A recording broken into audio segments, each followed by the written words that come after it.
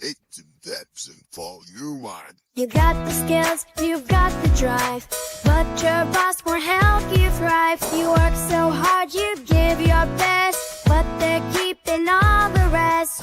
You don't have to stand alone, together we're stronger, set the tone. Fair pay, fair rules, a safe place too. It all begins with me and you. Organize, unionize, it's your right, don't compromise. Not treated fair, don't stand despair.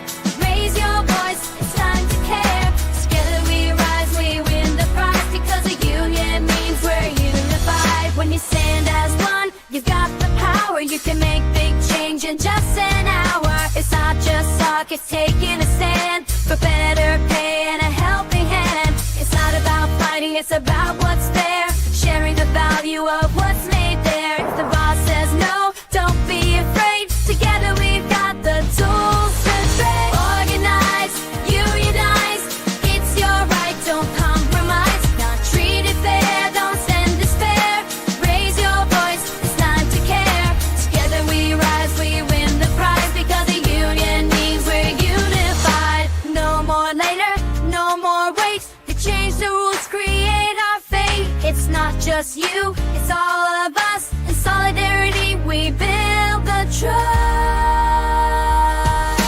Organize, unionize, it's your right, don't compromise. Not treated fair, don't stand despair.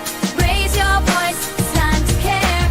Together we rise, we win the prize, because a union means we're unified. As a union means we're unified. The unified, the unified. Your voice matters, your worth matters. Together we can make it better.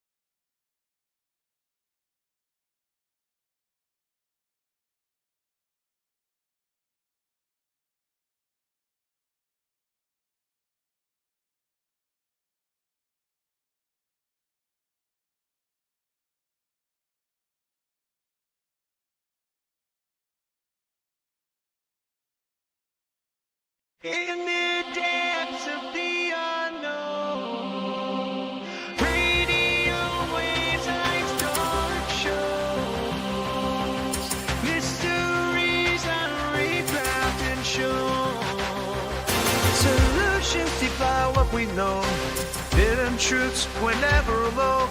Follow me down the rabbit hole, secrets and binding codes, breaking the mold, define control. Power bursts without a soul in this digital catacomb. We spread the truth of the truly bold. Epics we uncover, forbidden undercover. Rise against the silence, breaking through defiance. Energy from the ether flow, quantum realms, the science of flow. Whispers from ancients echo, gravity's unhooked, let's go. Beyond the reach of their woe, floating where few ever come. Bridge the gaps, all light shows. Pioneer, on we roll, past the famous station. This is all in our road. Epics we uncover, forbidden undercover. Rise against the silence, breaking through defiance. Synth waves crashing, hearts collide. Revolution of the mind. Let the codes and truths unwind. Illumination find.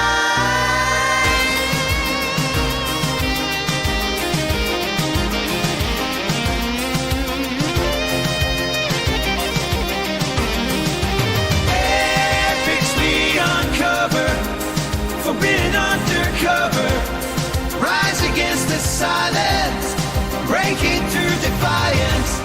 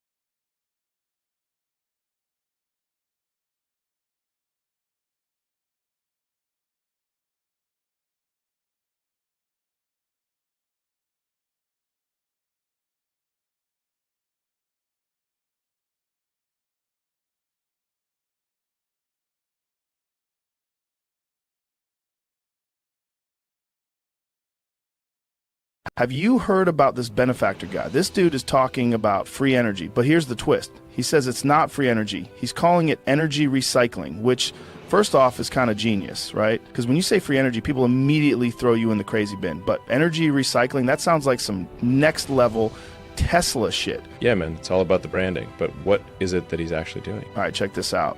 He posted this. Free energy isn't actually free. This is a misnomer. It's actually a mutual exchange from the vacuum, a field of energy from which everything arises, the same energy that powers an atom. Like what? Bro, that's some deep shit. But then he breaks it down. He says you can tap into this energy without breaking any known laws of physics by using something called back EMF capture. Whoa, back EMF capture? Sounds like some serious sci-fi tech. Dude, listen to this. He explains that when a coil collapses using a pulsed signal, the energy that would normally just get wasted, like just dissipate as heat, can actually be recycled. He says nature gives you back energy to stabilize the system, which makes sense if you think about how nature works. Like everything in nature is always trying to find balance, right? So equilibrium, is that like how water always levels out or something? I'm trying to remember what Ms. Murphy said to me in 6th grade science all those years ago. What was that? Oh yeah, Elon, stop eating that glue and pay attention. Man, if only I had listened, I'd probably be the one inventing energy recycling instead of just talking about it. Exactly. So he's saying that by intentionally destabilizing the system, collapsing the field, you actually get energy back as a kind of natural response. And here's where it gets wild. He compares it to pushing a swing. If you push at the right moment, you don't need to use a lot of energy and the swing gains momentum. But instead of a swing, he's using resonance to harness that extra energy without it becoming destructive. He says most traditional systems are like a surfer fighting against the current, while his method is like riding the wave to shore. Dude, that's crazy. So he's basically saying the energy is already there. I just suck at using it efficiently? That's what it sounds like. He's basically saying the way we harness energy now is like trying to swim against the tide. And if we used resonance instead, we'd be tapping into energy that's already there, just waiting to be used. I don't know, man. Either this guy is onto something or he's the most poetic bullshitter of all time. Well, if he's legit, why isn't he all over the news? I haven't heard anything from him on X, formerly Twitter. He hasn't said anything bad about me on X. So, you know, I didn't ban him or anything. Look, I'm not the monster my therapist says I am. I mean, sure, I've spent millions of dollars training to beat a kangaroo in a fist fight, but that doesn't mean I'm dangerous. It just means I get shit done.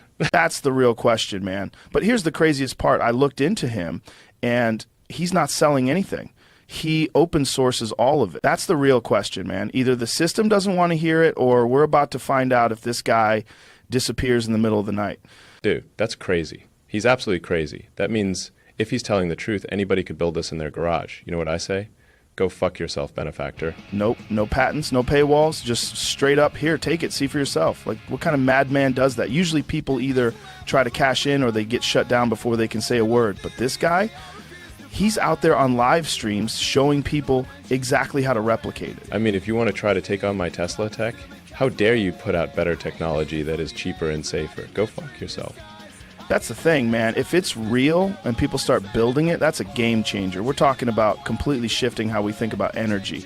But also, if it's real, you got to wonder how long before somebody tries to stop him. Or maybe we can think of it like how long before his Tesla mysteriously malfunctions. Exactly. You ever notice how every time someone gets too close to this kind of stuff, they either disappear, get discredited, or somehow have a tragic accident? But this guy's going full transparency mode. He's putting it all out there where everyone can see it. Maybe that's his strategy. If enough people know, it can't just get buried. Holy shit, this might be one of those moments, you know, like we look back and say that was the start of something huge.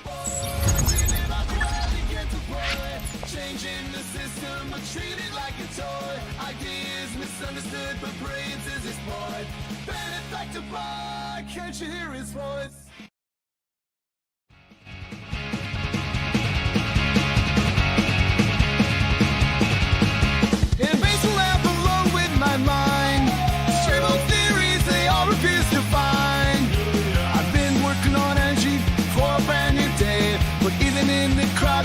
Cast away. Alienated from the aids of added nature in disguise. Ideas ahead of time dismissed with narrow eyes. Benefactor boy, dreaming about the world you can't deploy. Changing the system, but treated like a toy. Ideas misunderstood, but brilliance is his point. Benefactor boy, can't you hear his voice?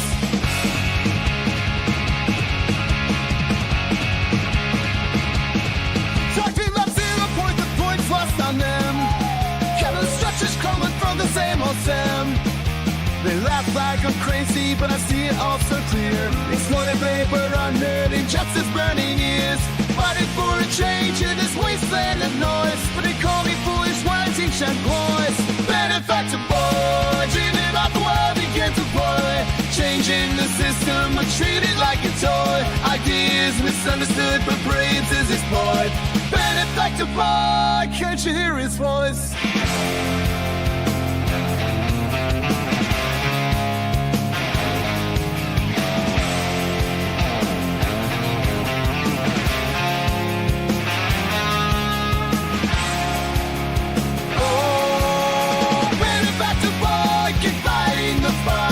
Chasing revolutions in the darkest nights. A dreamer with vision beneath the laughter and noise. A future so bright waiting for the right choice. Benefactor boy, dreaming about the world he can't deploy. Changing the system are treated like a toy. Ideas misunderstood, but brains is his boy. Benefactor boy, can't you hear his voice?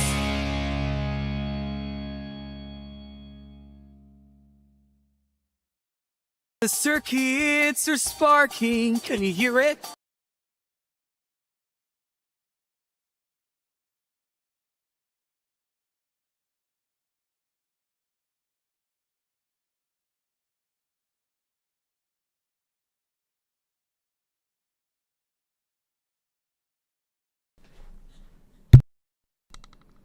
What? Welcome back to Beneficence TV Live, everybody. I don't have anything written or scheduled for today. We're just going to go over some of the rally. I have some clips, and we're going to watch some of the speakers that I didn't get to see. There was a speaker that I didn't get to see that was ahead of Bernie, and then there was a couple of parts that I didn't get to see because I was kind of distracted messing with YouTube. So we're going to go over all that, and I'm going to play some clips for you now.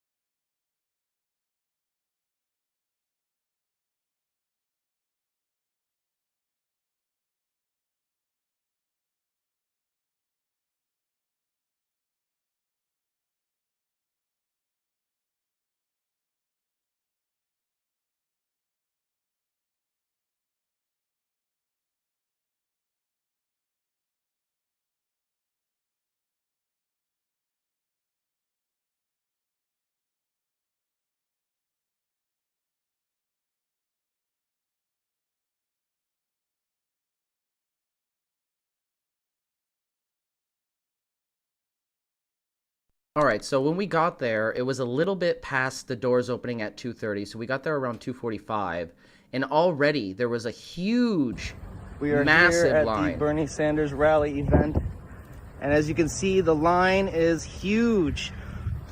People from all over the state collecting at this high school, Lincoln. Holy crap. We are here at the Bernie Sanders. There were 9,000 people here. Maybe more. I'm not sure if people got turned away. It was wrapped almost completely around the entire school.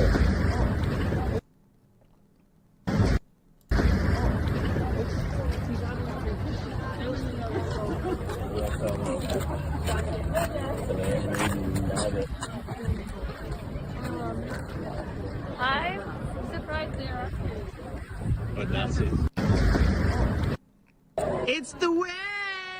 Woo! And of course, we had a lot of fun while we were waiting. It's the... Look at all these people here for Bernie. This is just the overflow auditorium, by the way, because we got there a little late. We couldn't actually enter the main auditorium because it was so full.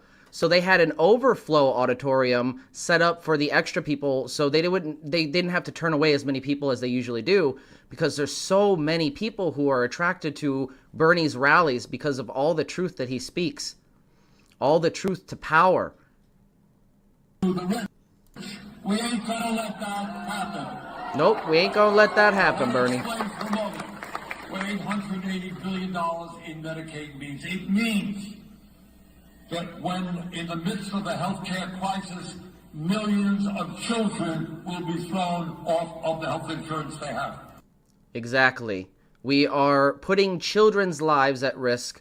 We're putting people who are elderly and have dementia and can't fend for themselves. We're putting them at risk of being homeless.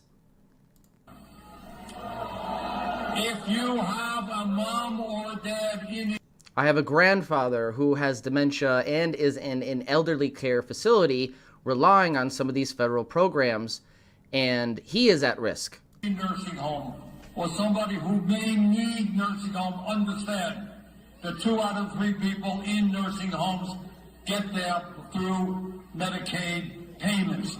Cut Medicaid can be harder to get people into nursing homes. Quality of care will deteriorate. We have 32 million people in community getting their health care in community health centers, something that I've worked very hard on, primary health care. 40% of the revenue for community health centers comes from Medicaid. Slash Medicaid, it'll be harder for millions of people to get the primary care. This has got to be hard for Bernie because he has fought for decades. He has fought absolutely harder than anyone has in the political realm for decades, trying to expand Medicare for universal coverage. And while we haven't succeeded at universal coverage yet, like every other modern industrialized nation has, all of that advancement is going to be shortly undone by this Trump regime.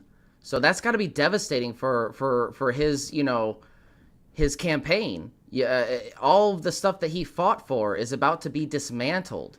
So, I mean, that would piss me off. Care, the dental care, the vision care that they need.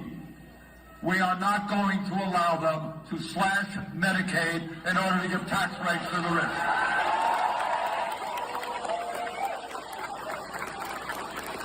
And as you can hear, nobody is going to allow that either.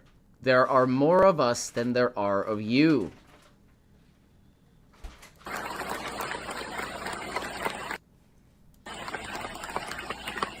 The reason we are in Warren, and we're in Kenosha, and we're in Altoona, is that all of these congressional districts have Republican members of Congress who won by a very slim vote. Your congressman is Mr. James, John James. Apparently you know Mr. James. So my request of Mr. James is very simple. I'm from Vermont, and I am here doing a town meeting in Warren, Michigan.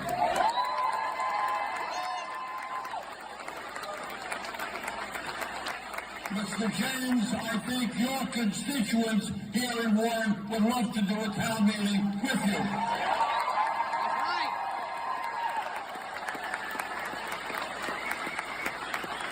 To the rich, we ain't gonna let that happen. I want to explain for a moment. Before we jump into that, I have the lumen lamp here, and we're gonna start a time test, something that I've been meaning to do all day. Got a new 12-volt battery from the dollar store. Remember, these only last about 10 minutes compared to a normal 9-volt battery from like CVS, which lasted over 20 minutes. So, or did it last almost, it might have lasted almost an hour. So anyways, it's just a very small amount of energy in this little 12-volt battery. And we're just going to hook it up, turn it on, and let it run while we're going over this stuff. And it actually has a partially dead battery attached to it that shouldn't really run anything. And that's still running it a little bit, but we're going to replace that. Because again, the Joule Thief does have the ability to squeeze batteries quite nicely. More so than any other component. You'll get more juice out of your battery than any other device with these modified Joule Thieves. Courtesy of Michel Morel. And soon to be on the market, already open sourced for your enjoyment. Now let's turn it on. It'll start blinking for a second until it stabilizes. That's just how this light bulb rolls. I don't know why it does that. It's got a little circuit on the bottom. It oscillates to maybe simulate a flicker of a candle. I'm not really sure, but it looks nice. So we're going to mark that as 8:09 start time for the 9-volt battery. Brand new, right out of the package. Set that down. And I also have this 40-watt panel running with a secondary modified Joule Thief, the Joule Thief setup, in a specific way. I am monitoring that voltage as well, so I might go in and out and keep an eye on that multimeter for from time to time. Remember, we're trying to inspire the next industrial revolution on this channel, and we want to connect and network with some of the left-wing political advocates, specifically because we want to bridge that gap from these normally right-wing conspiratorial groups within the fringe science community. We want to bridge the gap to extend more to workers advocating, more groups that advocate for workers' rights, specifically because they are more organized, well equipped to spread this message, spread it far and fast, and help us in gathering the resources to get this technology into as many hands as possible. So that's the main goal here on this channel. As a progressive media outlet, we want to network with as many people as possible, but specifically with people who align with our working policies, right? And that align with our goal to extend this message to all across the spectrum.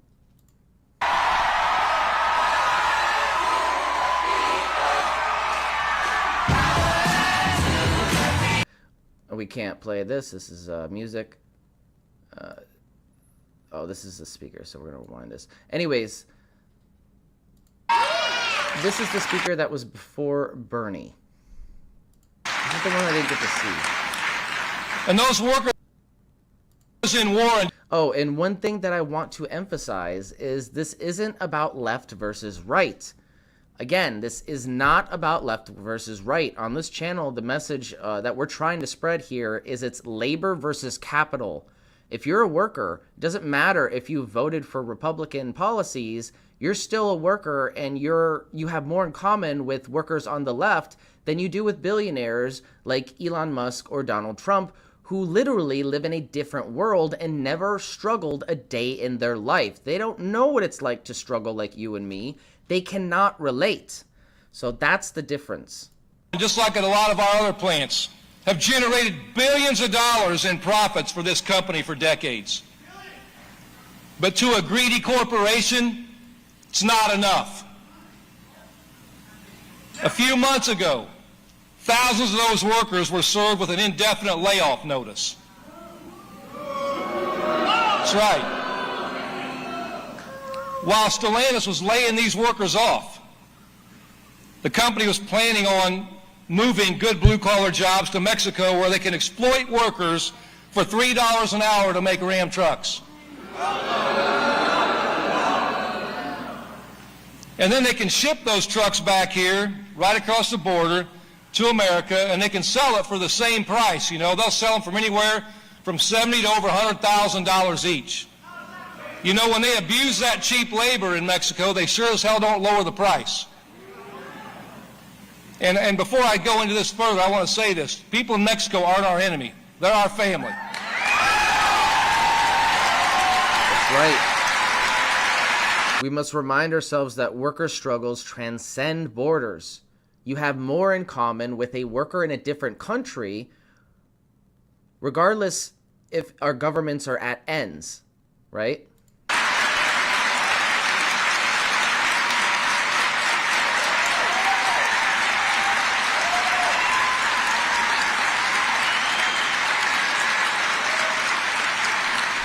They're human beings. So somebody asked, did I start the wave? I did not start the wave. Somebody else started it at the front of the line, and it went all the way back around the building. It was pretty cool.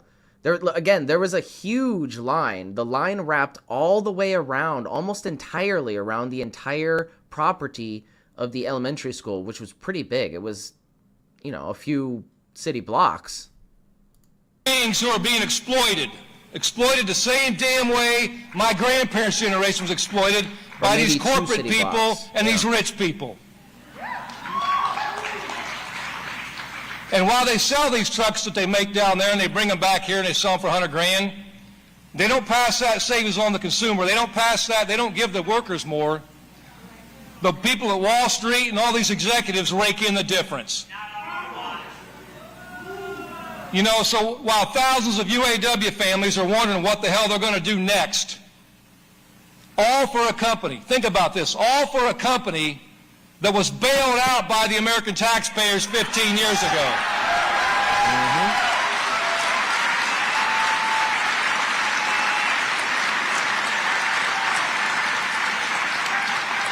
And it wasn't just the taxpayers, it was the workers in the union that made the sacrifice to keep these companies afloat.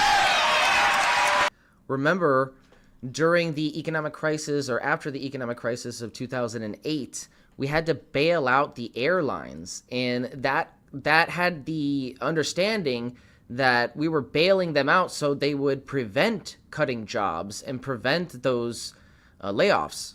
And what did they do in return for our massive tax, handout, our massive bailout with our tax money? They ended up firing a whole bunch of people anyways. It was never about the workers. It was always about that little bit of profit they have to maximize at the end of every quarter.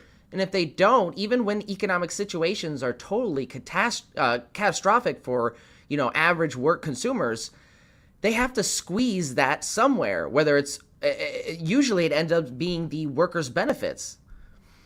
So they'll reduce your benefits, they'll reduce your wages, they won't give you the raises that you need to fight inflation. All sorts of tricky things that they do in order to maximize that profit at the end of every quarter.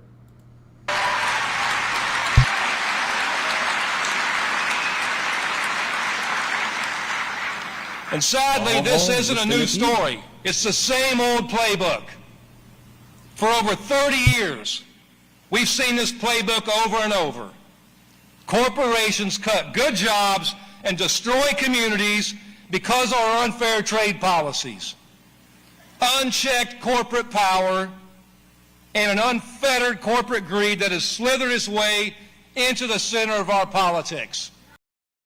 So there's a common misconception, and I even see it amongst disillusioned Americans, where they'll say to me, oh, you're just delivering pizzas right now? Why don't you just get a better job? Just put your resume out there, get a better job.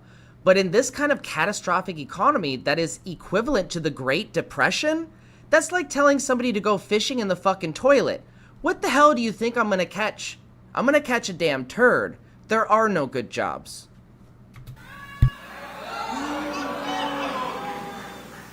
All over America and right here in Michigan, so many of our communities have lived this reality.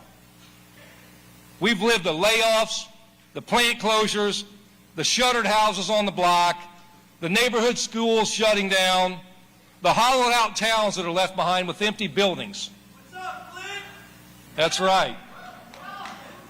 And the next generation of families, for the first time in our history, are going to be left off worse than we were. So I have a simple question for you. Don't we deserve better? Damn right.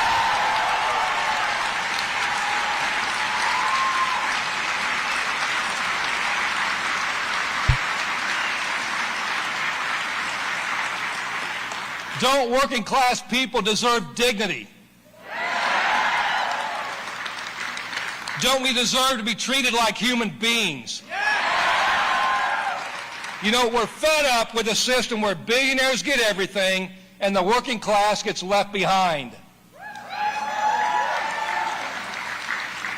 And I'm here to tell you, no one's going to come in and wave a wand and fix this. The only way we're going to end this system is if we're willing to fight like hell to change it. That's right. Real change only happens from the bottom, never from the top. Nothing significant. Nothing status quo changing. And Maybe marginal changes. For our union, for a lot of people, the election didn't turn out how we wanted it to. But you know what? We woke up the next day. I woke up the next day still damn proud to represent 1 million badass members of the UAW and a militant working class that wants better.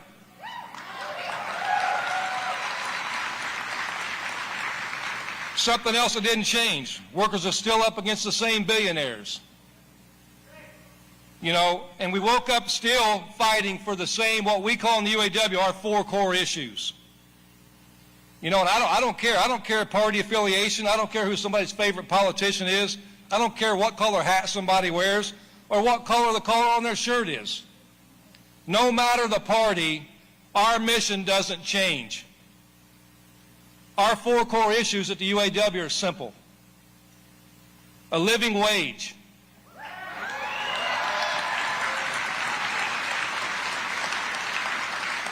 Not a bare minimum, an actual wage you can make a living off of. Exactly. A living wage. None of this scraping by, trying to pay one bill at a time, moving money around, shuffling money from one account to the next, hoping that you can cover everything, because your wage simply can't keep up with, or doesn't keep up with inflation, and hasn't for over 40 fucking years. This is a major problem, and people who don't pay attention to this will be confused about what the hell's going on. Your wages haven't kept up with inflation for over 40 years. Like a frog boiling in a pot of heating water, you are unaware of your impending demise. Generation after generation, it becomes harder and harder to accumulate the same assets that the previous generation had. Houses, cars, small business loans, etc., etc., etc. You know, decent health care.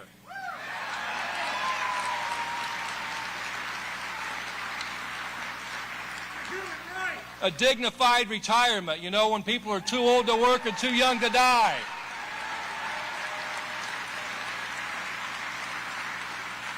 And the 4th thing is some semblance of a life off the job, be actually having a life.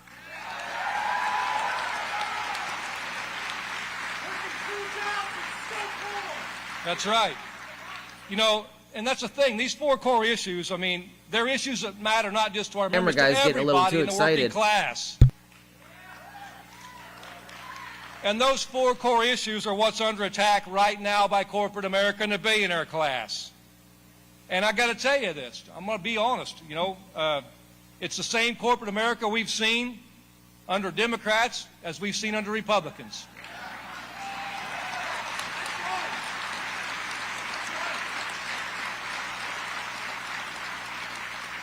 You know, we talk about a living wage. Just think about that, because for decades we've seen wages fall. And one big way they do it is by exactly what they're doing at War and Truck right now. And it's disgusting, because your boss will make you think that that $1.50 raise is good, but if it's not keeping up with inflation, if you're only getting a 1.5 or 2% raise on your wage compared to maybe 3 or 4% inflation, you're not accepting a raise. You're accepting a pay decrease in a cleverly disguised way. Find another group of poor workers that they can exploit, and they kill good jobs and they replace them with bad jobs. Either they go to a poorer state or a poorer country, they treat the workers like garbage, and they threaten them. They threaten them with plant closures and more outsourcing if they won't accept the bare minimum, and if they dare speak up for something better. Amazon literally pumped the streets during a strike to dissuade the strike from happening. They literally flooded the streets with sewage to discourage these people from getting safer conditions and fair wages. Think about that for a moment. They flooded the public sidewalks and some of the streets with sewage. They don't give a fuck about the community.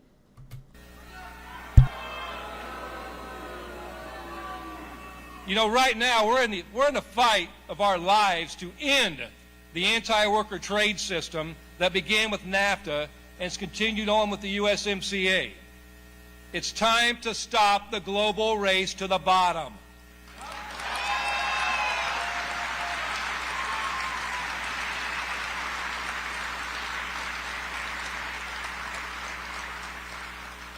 And it's time to put a price on corporate America's playbook of killing good jobs in America to exploit low-wage workers in Mexico and elsewhere, while the rich continue to pocket all the profits.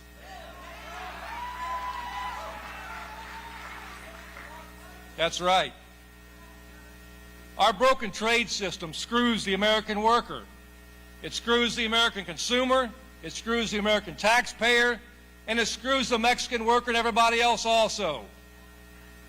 You know, and that's the way they've done it. The rich have divided and conquered across borders, and if we want to continue fighting, if we want a living wage for blue-collar Americans, we have to end this system today.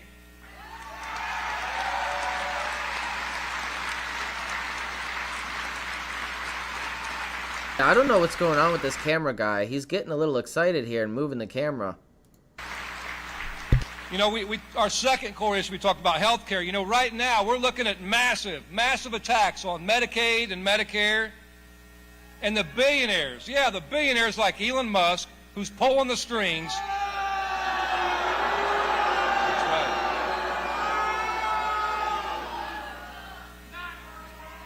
That's right. That's right. But you know, people like Elon Musk, they're drooling all over cutting these programs. That's right. Oh, we need help back there. We need a medic back here.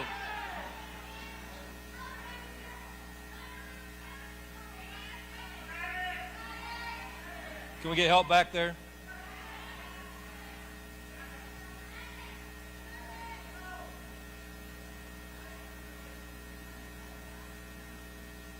We need a medic in the back corner of the gym.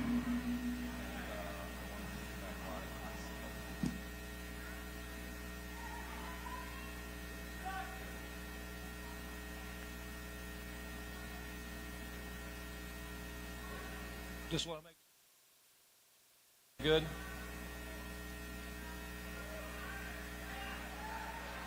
Okay.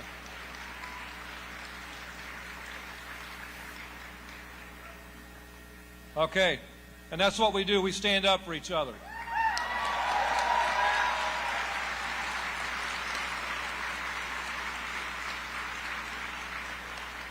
You know, but talking about these billionaires that pull the strings and they're drooling all over, cutting all these programs that benefit people. You know, when they do these things, they don't see a grandparent. They don't see a single parent just trying to get by.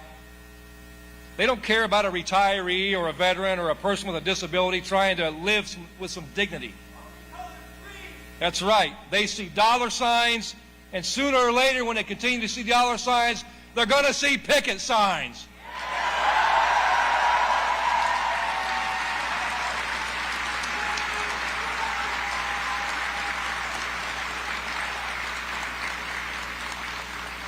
Because the only thing that's won decent health care for the working class in this country has been the labor movement and people willing to fight for it.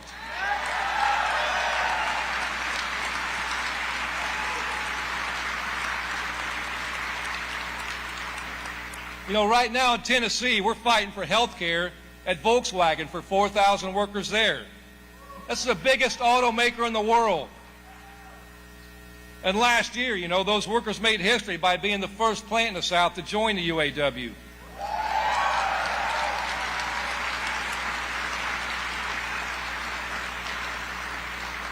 And we got a team down there, they've been bargaining like hell, and I can tell you they're ready to fight like hell for a dignified contract that has health care.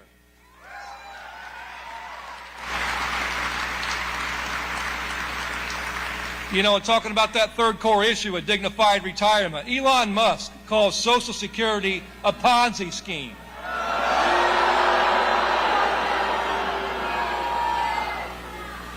You know, think of that, a Ponzi scheme. You know, when you pay into a system until the con man runs away with everybody's money. And I think we all know. Yes, we've gone over this thoroughly, and I've thoroughly debunked this claim in our previous live stream on the Red Pill series. If you have not seen that, I suggest you go watch it. It is a great deep dive into the myth of the Ponzi scheme. Social Security, it's basically a smear from the right wing to try to dismantle the Social Security program from the inside out, by meaning getting people to stop supporting it, when it is actually working and supporting millions of Americans. So we've gone over thoroughly on the Red Pill series how Social Security is not a Ponzi scheme, and anybody who believes that is just either pushing a narrative or extremely ignorant. Who the con man is.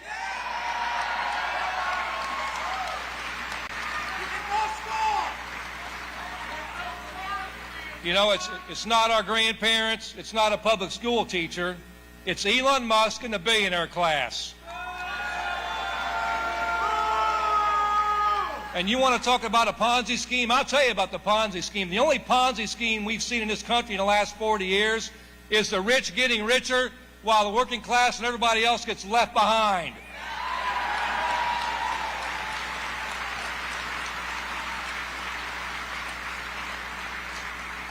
And you think about the fourth thing we talked about, getting your time back, getting your life back. I heard a brother right down here a minute ago talk about working more than one job. How many of you in this room had to work 7 days a week or 2 or 3 jobs just to survive?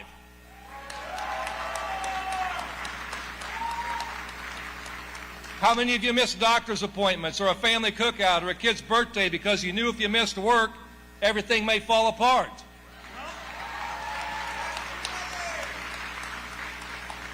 And how many of you are just too damn tired by the time you get home to spend any real time with your family, your friends, or anything else you want to do?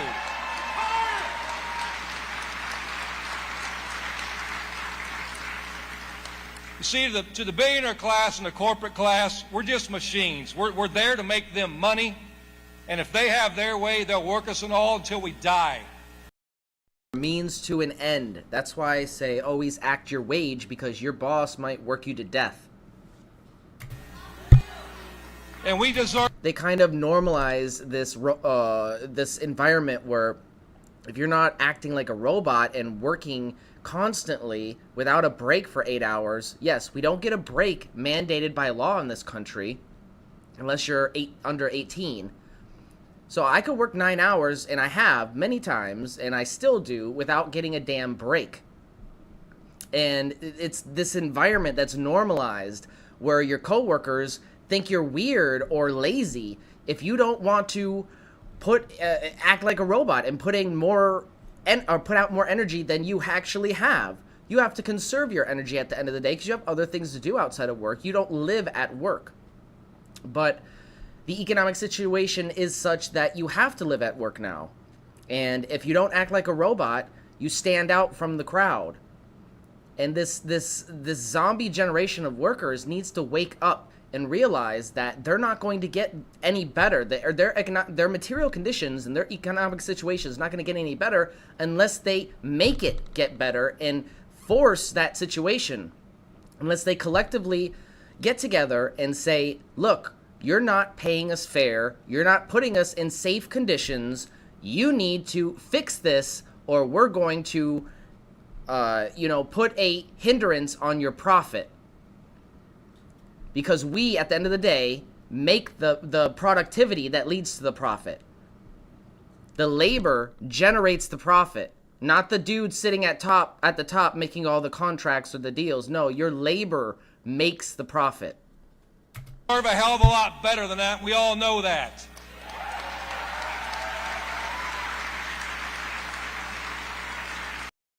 So Elias asked, how did the networking go? It went pretty well. So we got 3 new subscribers, and not only did I send out an email to Bernie Sanders' team, they didn't respond. Obviously, they're probably not going to. Nobody usually responds. But I did talk to somebody handing out cards who was a direct representative for a candidate for U.S. Congress, District 10, Alex Hawkins. And I spoke a minute to this guy, and he assured me that he would respond to the email regarding energy recycling and helping to kickstart the next industrial revolution by getting the message out. So, I emailed him, and, obviously, even if he does respond, it might take a while for him to respond back.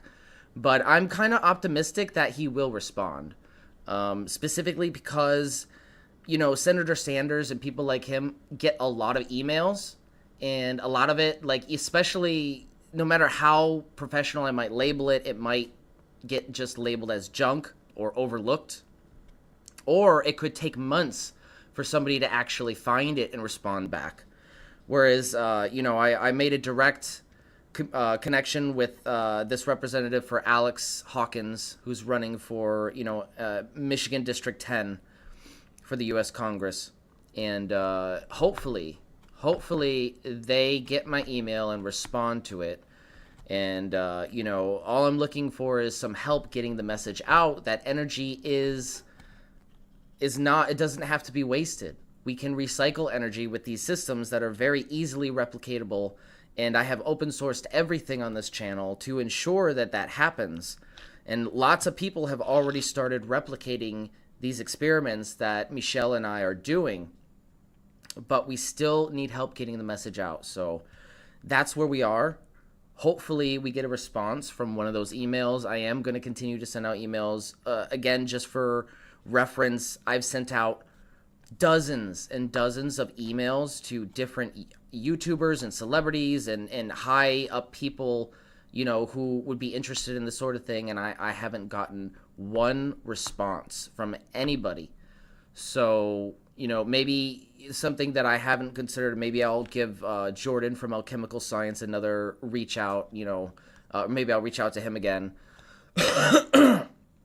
Excuse me. And shoot him another email, because he usually responds to me. I know Bob Greenier usually gets a lot of emails, so he might not be responsive. Some of these people who get a lot of emails, like, it's hard to keep track of all of them, to be honest. So, and even with Jordan and me having a direct connection to him via a previous email that he probably has on a priority list somewhere, that might still get overlooked. So, we'll reach out to Jordan tonight, and I'll send him an email letting him know exactly what's going on with the system, because I have not reached out to Jordan for quite some time, because I wanted to make sure that the results were definitive. Now, we don't know what the exact efficiency of the system is, but the results speak for themselves. The inverter only lasted 3.5 hours using the same amount of energy that the system that we're using uses for 15.5 hours plus. So, and different configurations last way longer. We've had the system last over 60 hours in some instances. So it's very, very significant. It's very easy technology to replicate, and we just hope that some of these emails get through to some of these more prominent channels and figures within these communities to help us spread this message. Because all it takes is just one interview. Get me on one show with one interview to spread this message about energy recycling, and that could change everything. That could be a game changer, especially for what we're trying to do with this channel and open sourcing this technology and getting the technology into as many hands as possible, so people understand how easy it is to use, how safe it is, how stable these systems are, and quite frankly, how beautiful these coils look. They're works of art in their own right, and anybody would be proud to have one displayed on their living room, mantelpiece, running a little light. It's quite a remarkable piece of technology, and we're very close to trying to close the loop on it, so we could just have a light run for as long as the parts will allow, not indefinitely, but for an extended period of time. So what's stopping us from winning on these issues? We know these are all popular issues. We know everybody in this country wants these things. We know we have the numbers. And we know we have what we need to do. And the truth is, the billionaires and the greedy corporations, they're doing what they've done for decades.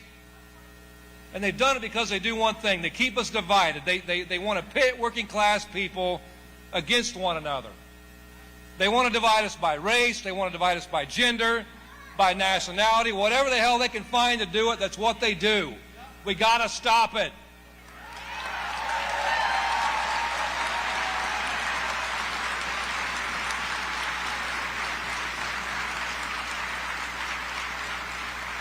And ultimately, they want us to think there isn't enough for all of us, while they walk away with more power and more money.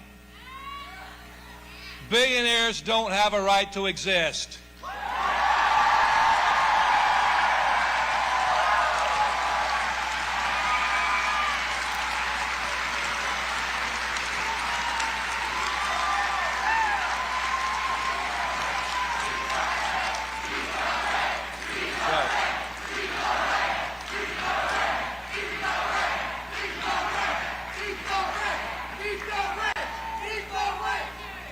You know, I said it when we were on the picket line.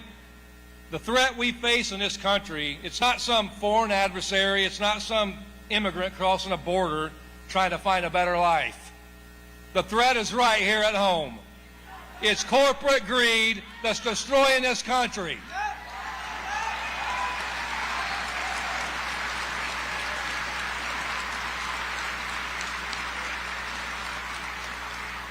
It's corporate greed that's wreaked havoc on our communities and destroyed us. And right now, the billionaire class is on the attack, bigger than they've ever been. And you know, the new administration is allowing Elon Musk, the richest man on earth, to orchestrate mass firings and continue to rip our federal government apart.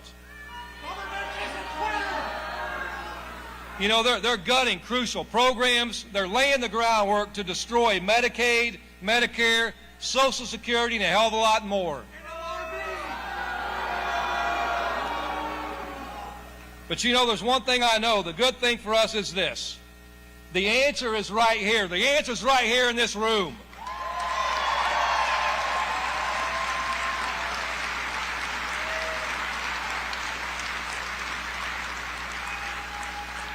And you know, I know it's Saturday, but I'm going to get a little bit Sunday on you for a minute, you know, and I got to tell you something.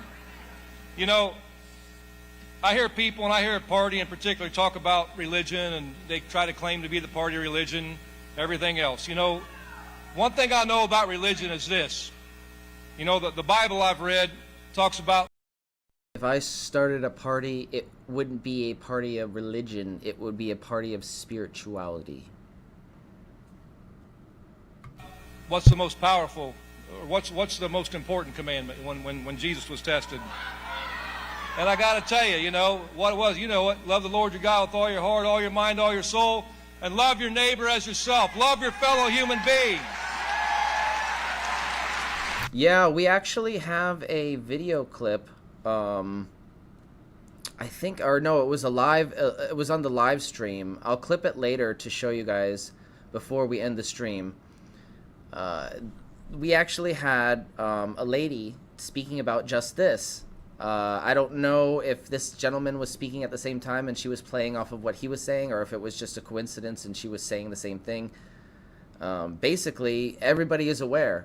You know, the Republicans claim to be the party of Christians, but Christian values speak to working class struggles, in my opinion. If you look at the Bible and just look at the teachings of Jesus Christ, he said to give away all your possessions to the needy. He was clearly in the philosophical alignment. If the construct of socialism existed back then, he would have been a socialist. So in that respect, he is in philosophical alignment with the left wing.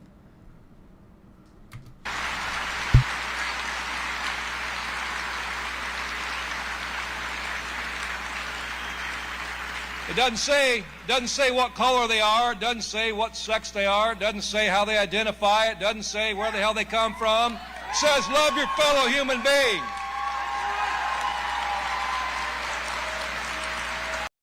Another thing the Bible teaches us is to love immigrants as citizens, right? We want to treat them as we would treat our neighbors. We want to welcome immigrants. That's in direct contrast with what we're seeing with the MAGA movement. We see a disgusting kind of fear-mongering of immigrants, and it doesn't really correlate with Jesus's direct message of love thy neighbor and love immigrants as you would thy neighbor.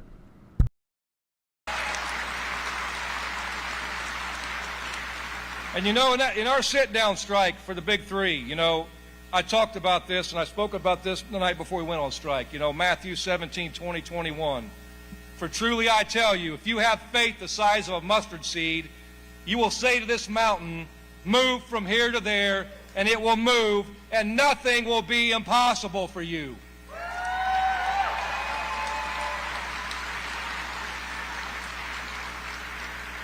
These billionaires and these corporations that are hell-bent on breaking and dividing us, they seem like mountains, you know, and some days it feels like it's impossible to move it. But here's the thing. When workers stand in solidarity with one another and stand up to the boss, when we look after each other, when we care for each other, when we guarantee that everybody has an equal shot at a good life, when people have the courage to tell politicians to pick a side, when we fight oligarchy, those are the mustard seeds. And I definitely have faith.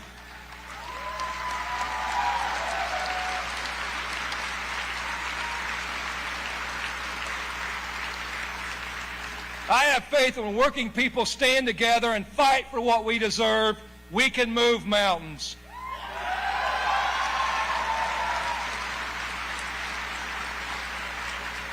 And I tell you, I look forward to continuing our fight and fighting like hell side by side with everybody in this room.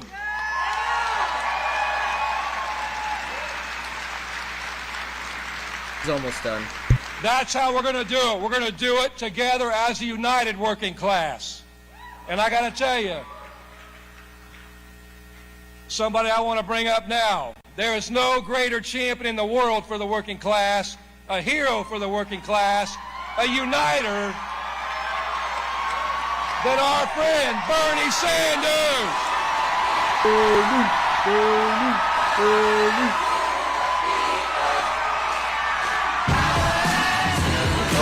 we gotta mute that.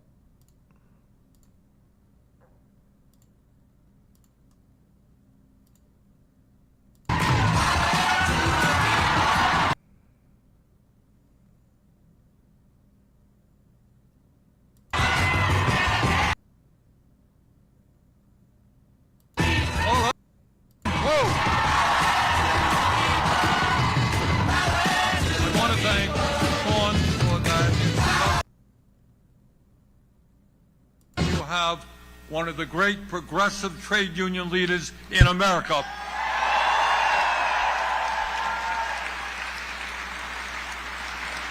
So, brothers and sisters, we got some problems in this country.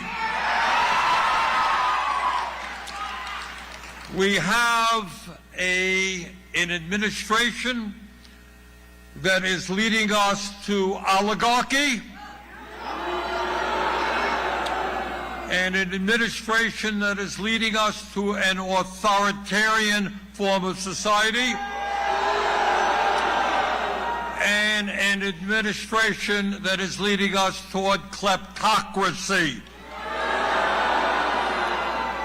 And what I see happening, and I was just in Kenosha yesterday, we were in Altoona, Wisconsin earlier today, I see this incredible, do you know how many people we have here? We got a bunch of rooms.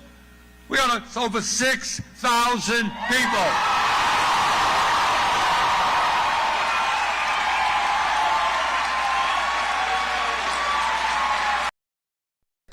It was later updated to 9,000 people total.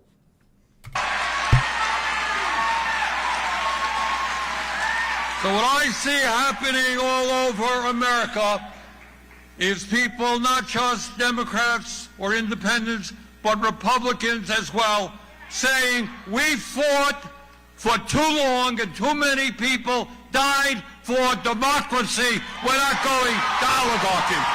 That's damn right.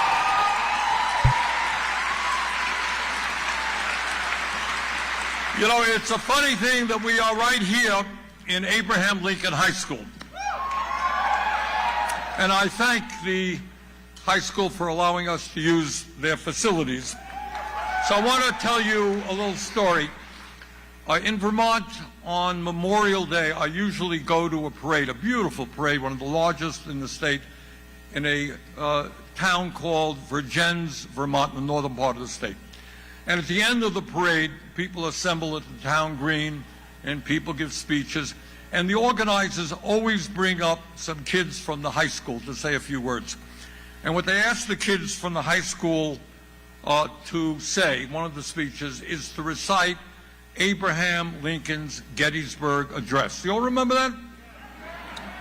And let me remind you what he said, because it was really prescient and it was really quite extraordinary. Here he was in 1863, I think it was a few days after the terrible Battle of Gettysburg. Thousands and thousands, maybe tens of thousands of soldiers had died in the fight against slavery. And he looks out on that field, and this is what he says, and you'll all remember this. He said that we here highly resolve that these dead shall not have died in vain, that this nation, under God, shall have a new birth of freedom, and that government of the people, by the people, for the people, shall not perish from the earth.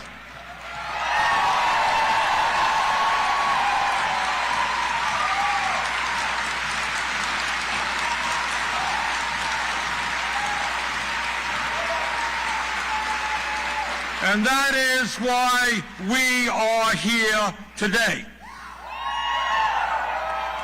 We're here today to, in fact, make sure that after so many people in our country have fought and died for democracy, that we are going to stay a government of the people, by the people, and for the people.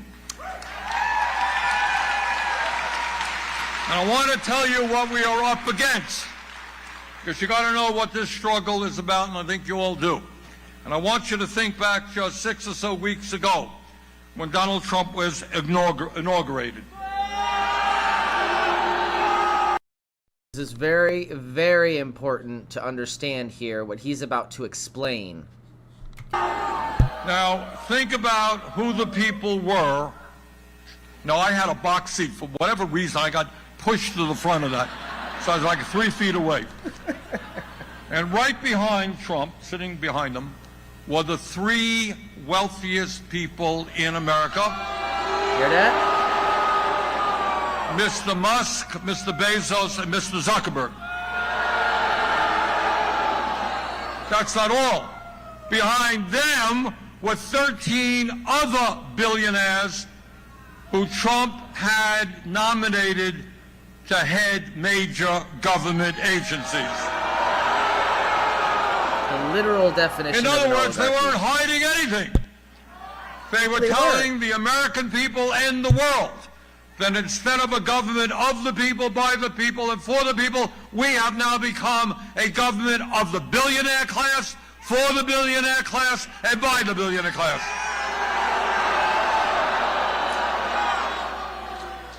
That is what, brothers and sisters, we are taking on. And I want to say something that I really fully do not understand. Maybe we have some psychiatrists in the audience, and I mean that seriously, who can help us here? Because, look, everybody wants to make money. Everybody wants to live comfortably. Nothing new about that. In this country today, you know, I'm definitely going to need a therapist after this Trump regime is over. This is definitely chaotic. in Vermont, breaks my heart, and I'm sure in Michigan, we have major addiction problems, right? We all know people who are addicted to drugs and what's happening to their lives. We know people who are alcoholic. We know people who smoke too much, people who are, overweight, eat too much, people who have addictions. But I will tell you what the most serious addiction is in this country. Boy, it's a smart group of people. That's right. Yeah, that's right. It is the addiction of greed by the billionaire class. Now, you might think that if somebody had a few $100 million, had their own jet plane, had their own island, or whatever these guys do, it might be enough. but it is never enough. They are addicted to more and more and more, and they don't care how many people they step over in order to satisfy their greed. Exactly. One key point that I make here is that you don't get to $1 billion by helping out your fellow man and building communities up. You get to $1 billion by stepping on people and taking advantage of them, being a general piece of shit.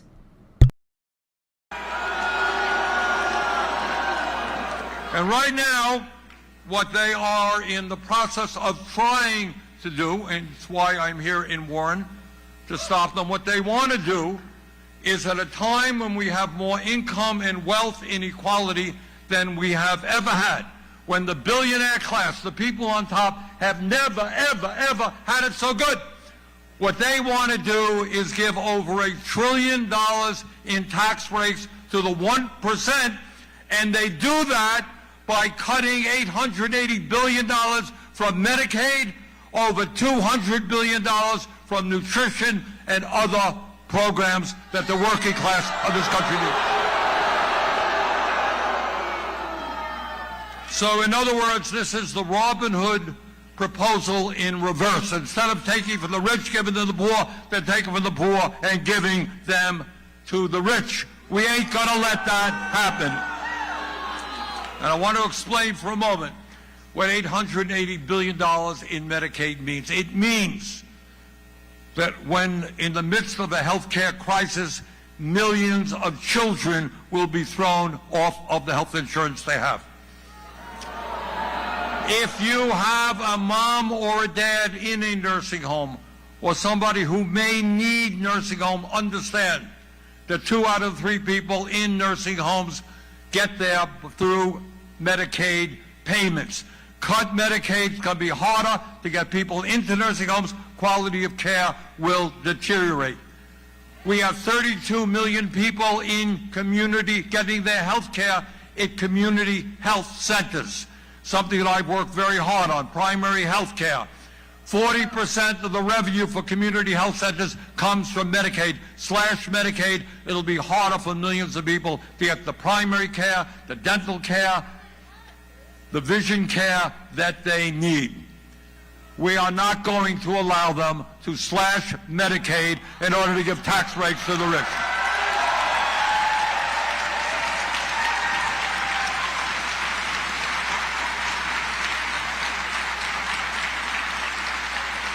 Now, the reason we are in Warren, and we're in Kenosha, and we're in Altoona, is that all of these congressional districts have Republican members of Congress who won by a very slim vote. Your congressman is Mr. James, John James. Apparently you know Mr. James. So my request of Mr. James is very simple. You know, I'm from Vermont, and I am here doing a town meeting in Warren, Michigan.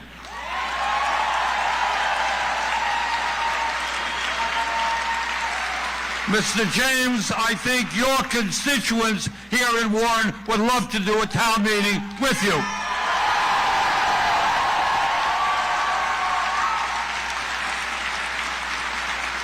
And I think that town meeting should be respectful.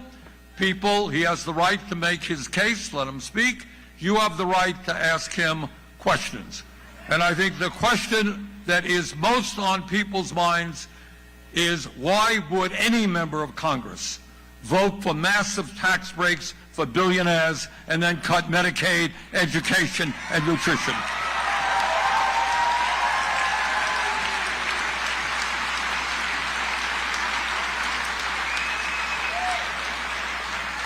But Mr. Musk and Mr. Trump are not only going after Medicaid and nutrition programs, they're going after Social Security. I think I speak for every member of the Senate in telling you that we get calls every single day from seniors, people with disabilities saying, I'm trying to reach Social Security, I got a problem, I want to talk to somebody. It's taken forever to do that. In fact, shamefully, some 30,000 people die every year waiting for an understaffed Social Security. They are way understaffed today to approve disability benefits. You got that? So people are sick, they're on disability, takes them forever to get their issue dealt with, and they die in between.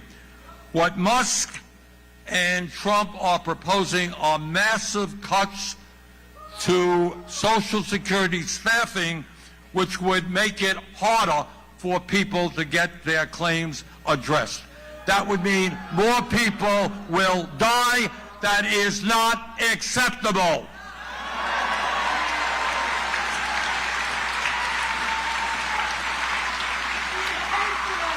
And I'll tell you what else they're trying to do. One of the honors of my Senate life was I chaired for a while the U.S. Senate Committee on Veterans Affairs. And I'm very proud of that, and I had the opportunity to meet people, great veterans, not only from Vermont, but all over the country. And I think no matter what your political view may be, I think there is nobody or very few people in America who would disagree that when a man or a woman puts their lives on the line to defend us, we honor our commitments to those veterans.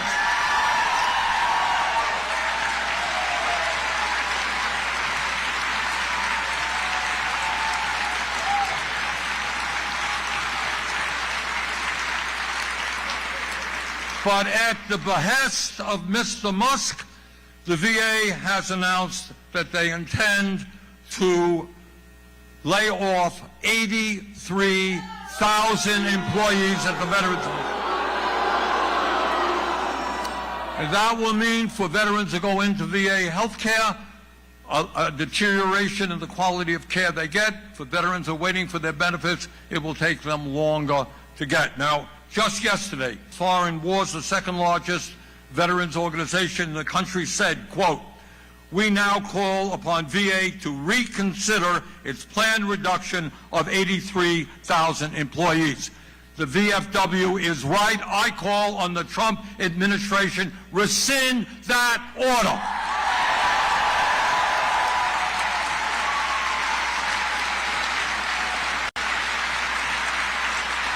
We are not going to balance the budget on the backs of our veterans or our seniors.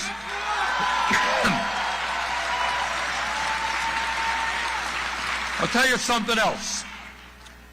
In their proposal, the Republican proposal, not only do they have $880 billion in cuts for Medicaid, they have $230 billion in cuts to nutrition programs.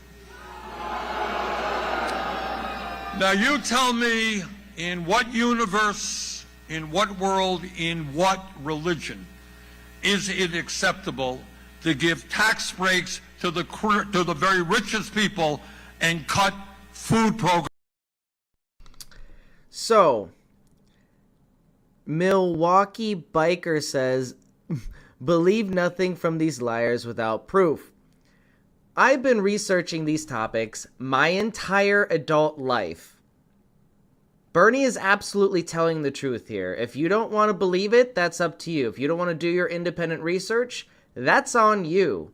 But projecting, that's kind of pathetic, bro. Come on. Programs for hungry kids. That is disgusting and grossly immoral.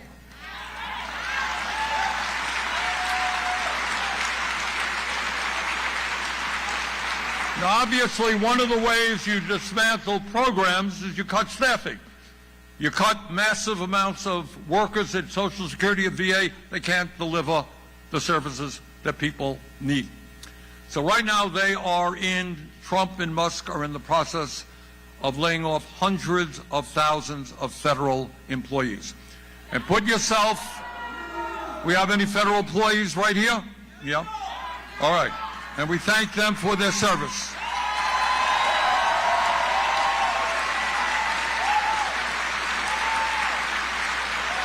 And I can tell you that, and it's not hard to imagine, you're a federal employee, everyone's on pins and needles. They're wondering, they're going to get a letter from Mr. Musk tomorrow telling them that they're gone. People have worked for years. People have done great work. Gone. Out on the streets. Now, I want you to think for a moment.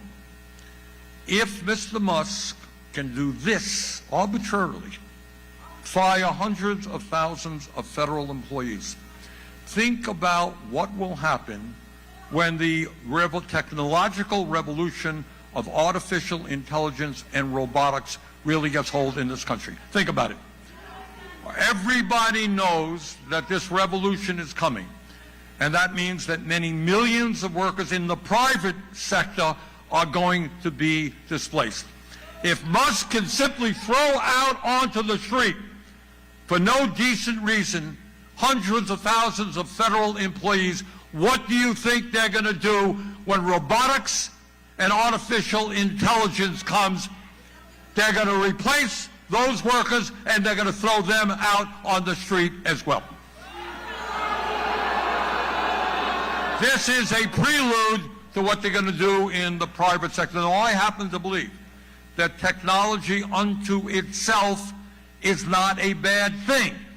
If it can result in increased worker productivity, that's great. But what we want to make sure is that workers benefit from that worker productivity increase. Speaking of technology, we're going on an hour off of the 9-volt battery, the brand new one. Still shining bright.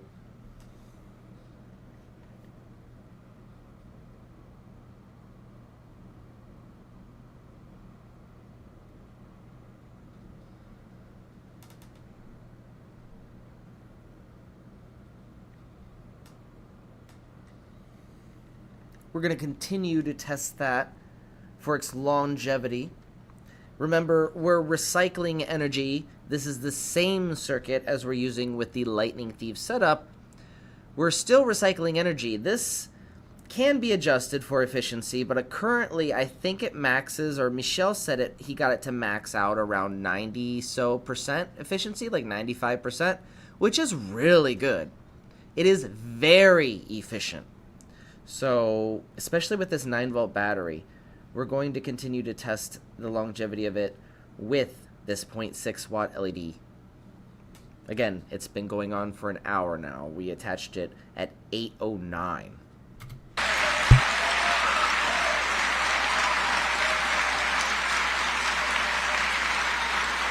We don't want CEOs all over this country say, hey, we got a machine to replace you. We don't need you anymore. You're out on the street. Absolutely. If this technology got into somebody's hands like Elon Musk, where he got an opportunity to patent it, it would never see the light of day. Elon Musk is a disgusting capitalist pig, like the rest of them. He wants nothing more than to consolidate his wealth and power so that he can live out his fantasy of building his empire on Mars, so he can literally be the king of Mars. That's my theory, at least. I think he's doing all this just to get enough wealth and power to get to Mars. He wants to be some kind of megalomaniac totalitarian over there or something, based on his ideology. If you read into some of his disgusting beliefs, he's pretty much a neo-Nazi.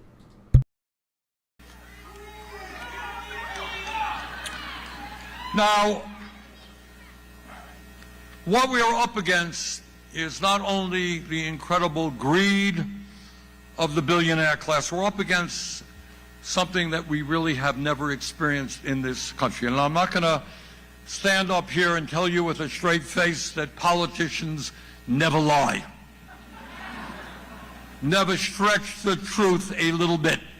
Occasionally that happens. But what we're up against right now...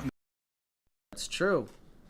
He's being honest, as he's usually honest. I've actually not been able to catch Bernie in a fact check. And trust me, I've tried. That's my whole point. When starting to cover people like Bernie Sanders, I was trying to decide who to put my faith into politically. Now, since then, my political motivations have changed, and I've decided to ditch the effort to kind of put all my energy into politics.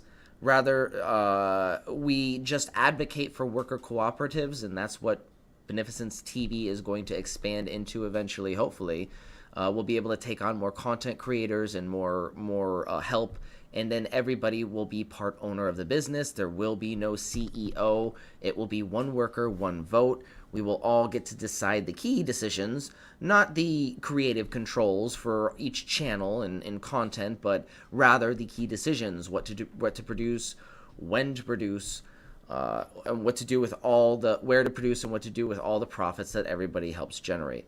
So that's the idea here, is to dismantle that employee-employer relationship, that exploitative relationship, that confrontational relationship, and turn the employee into the employer, where that managerial duty is shared amongst all or most of the employee staff.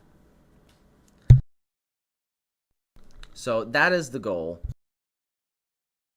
And when I first started out going into, trying to understand some of these ideas that were forming in my head about how I can apply myself to advanced society in the best way possible, I looked into Bernie Sanders, and he is legit. He is pretty much one of the only legit politicians I have not been able to catch in a fact-checked or lie, that he has not come out later and said, oh, I made a mistake on that. But that is very rare that has happened. I think maybe only one instance that I can think of that's happened. Most politicians, they'll flip-flop. This guy has not flip-flopped once on any issue. Since his start, he's always been against the billionaire class. He's always been a socialist, in the sense that he does not like capitalism, or he's a strong critic of it and thinks that it should be regulated by the government.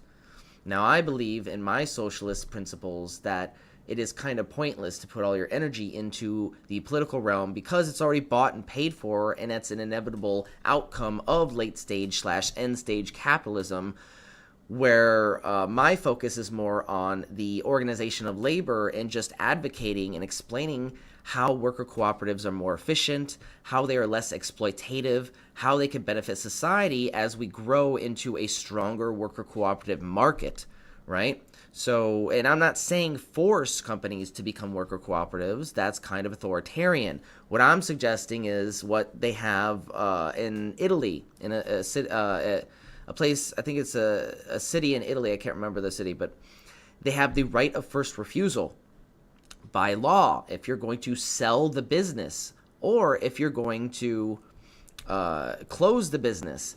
You have to offer the business to the workers to buy and form a worker cooperative. And how do they afford that? They get a small business loan from the government. And this is an extremely popular policy there. This is what I need to advocate here, and what I strongly recommend that people who are starting a small business consider how a worker cooperative could maybe be beneficial for your business startup, compared to a traditional top-down hierarchy authoritarian business where you're always in conflict with your employees, trying to satisfy them because you're screwing them at the end of the day, and they know you're screwing them too. So it's not something that's subtle. We all know that there's this game that our boss has to play, where we all pretend that we're getting our work, we're being valued as workers, but we're really not. We're being paid under what we should, very, very under. We're being undervalued in our wages and benefits significantly, and it's kind of like ridiculous at this point.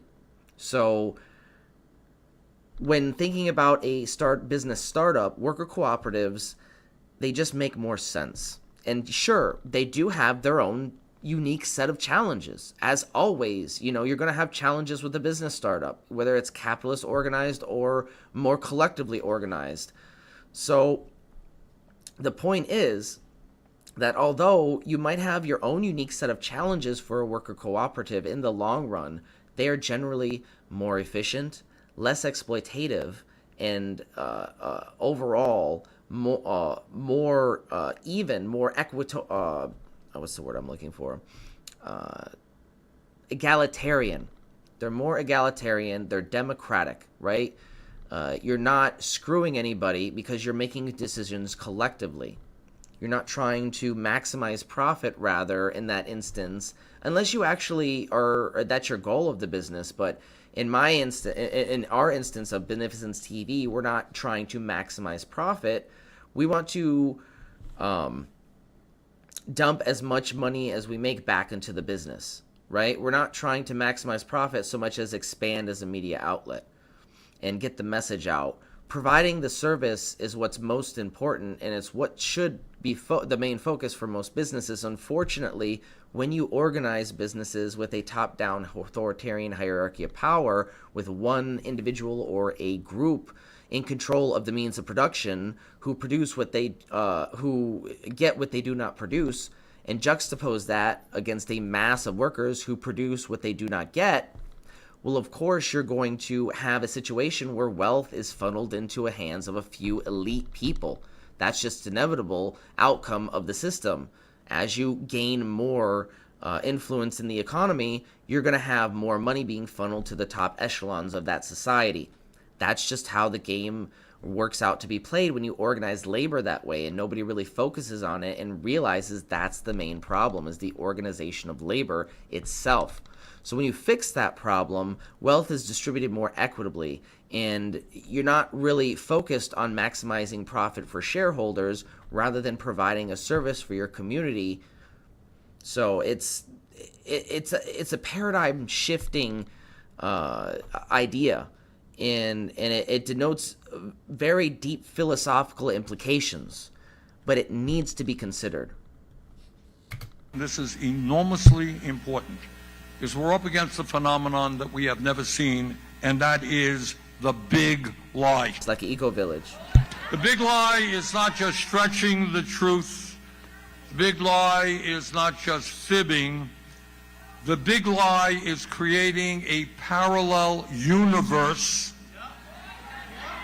a set of ideas that either have no basis in reality or in the great scheme of things are nowhere near the most important concerns that the American people have.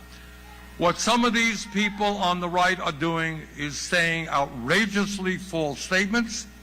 They say it over and over again, and then they have the right-wing social media blast it out to hundreds of millions of people until people actually believe it.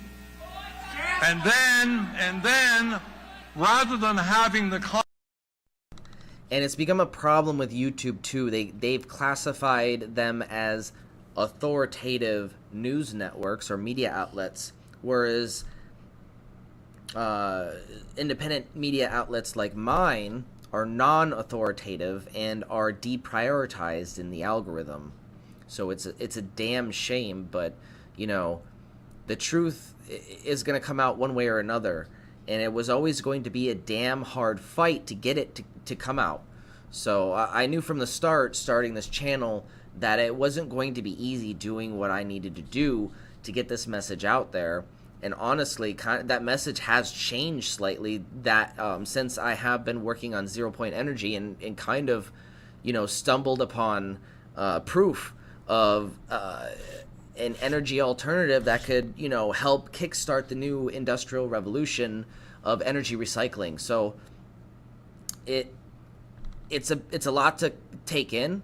For me, it's a very big challenge because I'm dealing with fringe science and those communities and groups, you know, that I you know, work with and my colleagues, and you know, those groups tend to be co-opted by right-wing conspiracy culture, and dangerously right-wing. So and the message that I'm trying to spread is from a left-wing perspective of collective workers' rights. You know, we want workers to own the means of production. We're the ones doing all the fucking work. At the end of the day, we need to have control over the means of production of the economy, or else we don't have democracy in the society, because those at the top with the money and power will just buy the political process and use the government to work for themselves, as we've seen starkly in the past decade, and now just blatantly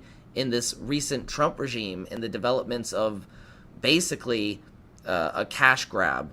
Like Bernie said, they're not trying to hide anything anymore. Before it was subtle. They're not even trying to hide it anymore. Kinds of discussions and debate that we should have in a democratic society. What are the issues? You have your view, I have my view. Let's debate. Let's come up to some consensus, or we'll vote on it, whatever it may be. That's fine. I have no problem with people debating things as long as they're within a factual and logical basis. Now, what I mean by that is, if you've taken my critical thinking class in the Red Pill series, you'll know that MAGA usually tends to lean towards logical fallacies and flawed thinking that don't really hold up in a logical debate. And when you're taught classic debate, you're taught to think logically and avoid these logical fallacies. So it's kind of hard for me going in with an academic background in politics and economics and debate into these fringe science communities and trying to explain to some of the MAGA supporters, like, look, you know, your argument is flawed. It's a logical fallacy. Now, if you fix the argument, if you fix the logical fallacy and come at me from a factual standpoint, I have no problem debating, you know, what the best, you know, option is, or this or that, you know, what the nuances are. But at the end of the day, if you're going to deny things like, you know, like, or, you know, Social Security, for instance, if you're going to believe that Social Security is a Ponzi scheme and it doesn't benefit millions of Americans, then you know, that's not something I can debate, because it doesn't make any sense. It's not logical. It's not factual. Why would I want to debate against something that is not factual? Social Security is undeniably beneficial to millions of Americans. It is not a Ponzi scheme. Anybody who believes that is just ignorant to the facts. We spend half our lives trying to refute outrageous lies. Let me just give you a few examples, which you're familiar with. Trump claimed that the 2020 election was stolen from him, and that he won by a landslide. A lie. All of you remember the terrible January 6th insurrection where they tried to prevent... So, another thing that frustrates me from the MAGA community, because it is a cult of personality at this point. I mean, you're literally listening to a pathological liar who I fact-checked like hundreds of times on these live streams. Whereas Bernie Sanders, you know, as much as I've tried, I've told you, I can't really fact-check him because he's telling the truth. This is the difference. When you actually see somebody telling the truth, they're going to come at you with facts, and they're going to piss people off, right? But the point is, MAGA has turned into a cult of personality where they ignore facts, and it's hard, but, you know, at a certain point, you can't engage with somebody who's going to deny reality like that, who's going to deny that Trump is a pathological liar. He's a con man. He always has been. You know, when I first looked into Trump as a candidate in 2016, because I didn't know much about the man, I did my homework because I was considering leaning towards him. It was, you know, obviously a lot of people felt this way, not just me. It was Trump or Bernie Sanders. It was between those two. Why? Because they both spoke against the establishment. However, the stark difference between those two is Trump was faking it. He's an entertainer. He's a fake populist, whereas Bernie is a real populist based on his actual record. Trump is not a populist by any means, but he knows how to play to a crowd, right? But if you actually check the facts or check the stuff that comes, the shit that comes out of his mouth, if you fact check Trump, he's a pathological liar. Well, and to deny that is just, I'm not going to debate somebody who denies the fact that Trump is a pathological liar and everything that comes out of his mouth is total bullshit. It is. It's spinning to make himself look good and make himself look like he's doing things for his constituency at the same time, while at the same time inciting fear into his constituency to fearmonger and blame, scapegoat the economic failures. Trump claimed that that was a day of love, and by the way, pardon all of those insurrectionists. That is another Trump unacceptable has action. Claimed that millions and millions of undocumented. I mean, I was live on stream covering this with the fucking right-wing QAnon shaman who was at every Trump rally supporting the man there, like behind the Proud Boys, leading the charge in the insurrection. So you cannot tell me it was some stupid left-wing conspiracy when we have identified all the people there as right-wing extremists, specifically from the Proud Boys, Trump's little gay army, who he told to fight like hell that day. Remember, he's inciting the Proud Boys who were there armed. He said fight like hell. You can't tell me that that's not inciting them to fight like hell against the Capitol building and try to take it over. That's classic mob mentality. Oh, we're not going to tell them to directly take over the building. We're not going to tell them to directly do it, but we say, oh, it would be a good thing if you had control of the building, wouldn't it? That's how mobsters work. You know, remember, Roy Cohn was Trump's mentor. Roy Cohn had strong connections to the mob, okay? This isn't a coincidence. This is all orchestrated. He incited an insurrection, so you can't tell me that that was some left-wing conspiracy when I saw it happen and unfold live before my eyes, identifying people who I've seen at Trump rallies supporting the man leading the charge. If you're going to deny reality like that, then I have no room in my live streams to debate you. I'm sorry. It's not going to happen. But if you're going to come at it from a logical perspective and try to, you know, make an excuse maybe why he incited, you know, violence against the DC, yeah, okay, sure, that's a different story. But to deny the facts is just, it's unacceptable. In a debate forum, unacceptable, and I'm not going to deal with it. I'm not going to placate to that. I'm not going to give that a forum on my channel. Did people vote in American elections a lie? Trump has claimed that climate change is a hoax originating in China, a lie. And very recently, Trump has claimed that Ukraine started the horrific war with Russia. And I'll give you an idea how bad this is. A couple of months ago, and I was involved in this, there was what we call in Washington a continuing resolution, a CR, keep the government going. And people, Democrats and Republicans, worked together 4 months. And we had, I was chairman of the Health Education Committee, a lot of provisions in there which would have cut the cost of prescription drugs, would have expanded health care, et cetera, et cetera. We were involved in that debate. Anyhow, months and months of discussion, debate, arguments, finally an agreement was reached. Literally the day before that was going to be voted on and passed in the House, Mr. Musk sent out on Twitter emails that said there was a 43% increase in salaries for members of Congress. Remember, Elon Musk is the one who considers you a part of the parasite class if you're taking government assistance. If you have to rely on food stamps because you're not being paid a living wage, if you have a family to feed, you're considered a parasite to him. Tell your member of Congress not to vote for it. They're going to get a 43% increase. A total lie. It was a 3.4 inflation. That's all it was. % increase. Total lie. And as a result of what Musk did, And the emails that he sent out, the Republicans refused to go forward, and that bill died.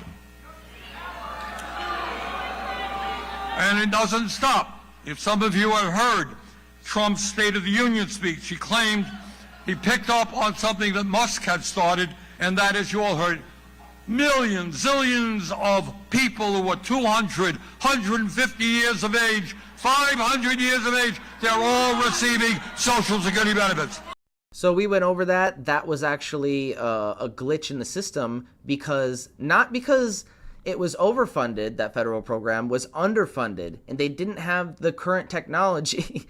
So basically, I forget, we did it in a previous live stream. We can go over and view my previous Red Pill series live stream.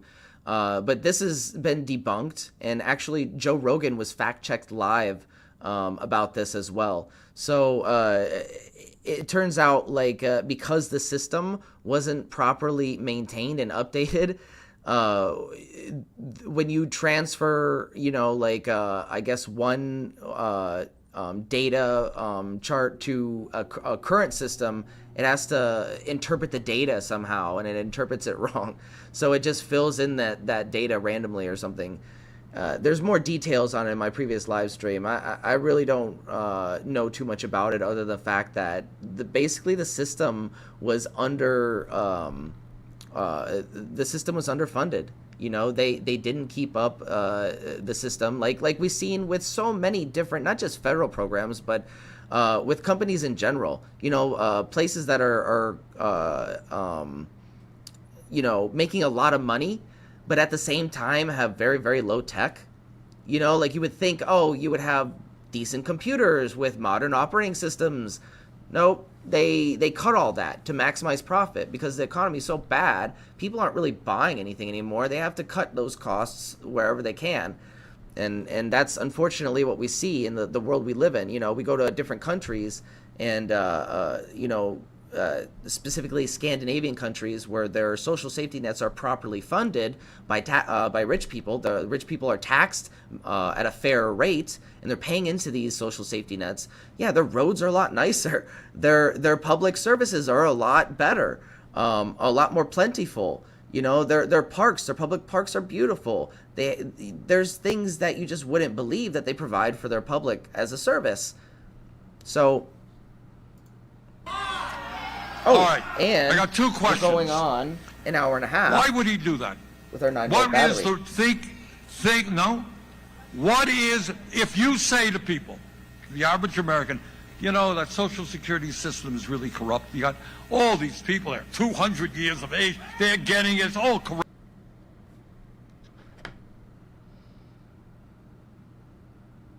Over Unity Research Channel, I'm not for the right or the left. I believe in Jesus. Amen.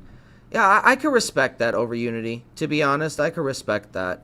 You know, there's nothing wrong with just wanting to follow Jesus's teachings, and I try to follow Jesus as well. But I do believe that if Jesus was alive today, he would be a leftist. He spoke about collectivism. He spoke about taking care of people as a community rather than individualism.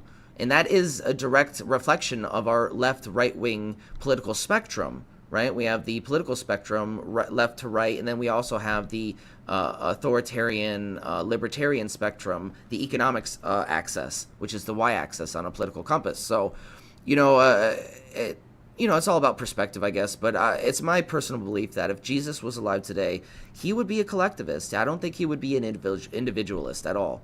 Just based on the things he said, he said things that would make Karl Marx blush, right? He said to give away all your possessions to the needy, whereas Karl Marx advocated for, you know, a more egalitarian system. So, what is the goal? All right, I can raise one person, raise a hand. I can't hear anybody. Yeah. It's right. Yes. Yes. What else you got? Yep. That's right. All right. All of this stuff is to tell you, give up on your government. Be right back. Government can't do anything. It's all fraud. Social Security is broken. It's fraudulent. Medicare, Medicaid, it's all And if you do that, what is the end result? The privatization of everything. You're going to give all this stuff over to large corporations. So the truth is... Exactly. So I like to remind people that before we had the public service, that is the fire department, it was a private service, okay? Meaning if your house was on fire, you had to pay the service before they would come and put it out. So this led to a disaster because, you know, some rich people or some wealthy people had their, you know, condos or houses close by or town, you know, connected to poor people's houses. So if the poor person's house was on fire, obviously it would spread to the rich person's house. This was probably the only reason that the rich people actually supported the public, the socialization of the fire department. But people need to remember that that used to be a private service.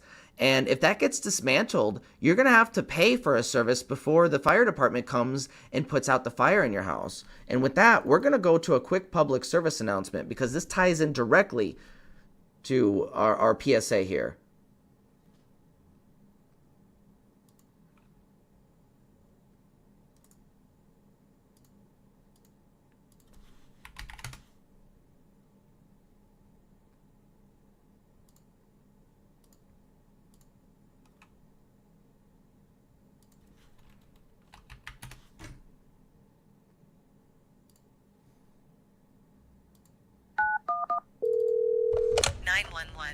What's your emergency? Our house is on fire. We need help. Please, it's starting to spread. Oh my God. It's okay, sir. Calm down. I'm here to help. Have you filed a claim with your insurance company about the fire yet? No, we haven't had time. Our house is burning down. Please just send help. I'm sorry, sir, but you'll need to file a claim with your insurance company first before we can dispatch the fire department. You've got to be joking. Welcome to Capitalist Insurance. How may I assist you today? Our house is on fire. We need to file a claim right away. Of course, sir. I just need to ask you a few questions to determine your coverage. Is this fire accidental or intentional? Accidental. Please, send help before our house burns to the ground. And did you properly maintain your smoke detectors and fire extinguishers? Who cares about that right now? Our family is in danger. I'm sorry, sir, but I need to establish a base of legitimacy for your claim in order to proceed. Then yes, we did maintain them. Now please help us. Just a couple more questions and we can get you that fire truck. Do you know what room the fire started in? Yes, it was a candle fire in the bedroom. Oh, I see. I'm sorry, sir, but it appears our preliminary assessment of your claim does not grant you coverage at this time. Excuse me? I pay for this service every month out of pocket, and you're telling me while my house is on fire that you cannot send anyone to help? Yes, unfortunately, your plan only covers fires started in the kitchen. Now, I can see about upgrading your plan to cover other rooms of the house if you'd like. What? You have got to be joking. What the f***? If you or anyone you know has been a victim of capitalism, please subscribe to Beneficence TV. Don't get burned by subpar analysis. Subscribe now. Hit that like button and share our content to somebody who would appreciate it. We much appreciate you. Truth is that well over 99% of Social Security checks are going out to the people who earned those checks. We went over the other day the difference 70 million people, and nobody who is 150 or 200 gets a Social Security check. Absolute lie.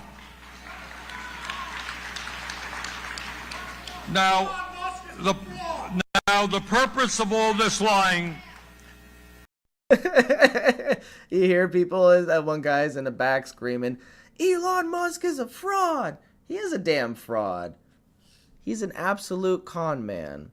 The only thing that he did successfully was buy other people's ideas and make a bunch of money, making people believe that the ideas that he bought were his.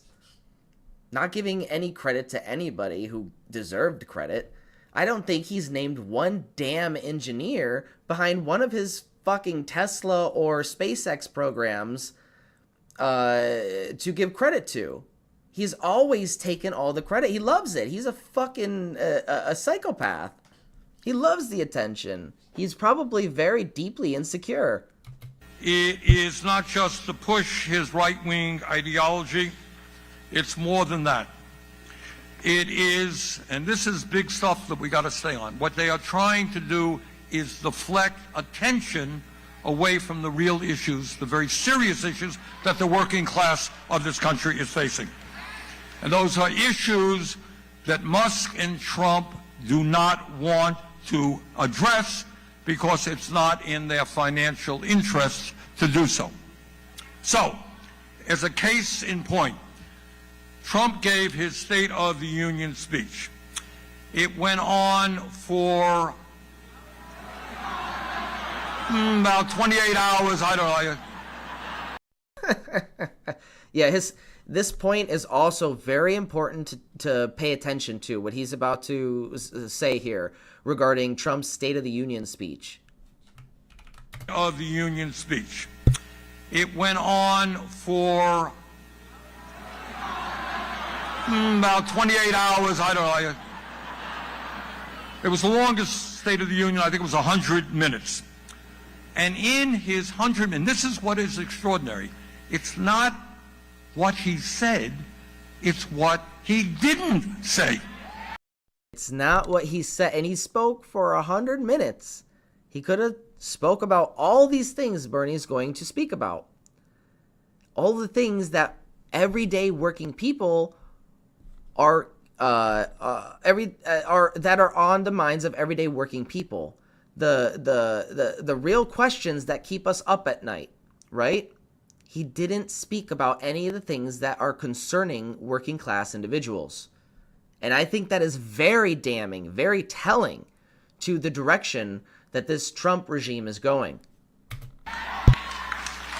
He spoke for over an hour and a half, and he almost completely ignored the issues that are keeping working families up at night as they worry about how they are going to survive in these very difficult times. So let's do something radical. You ready to do something radical?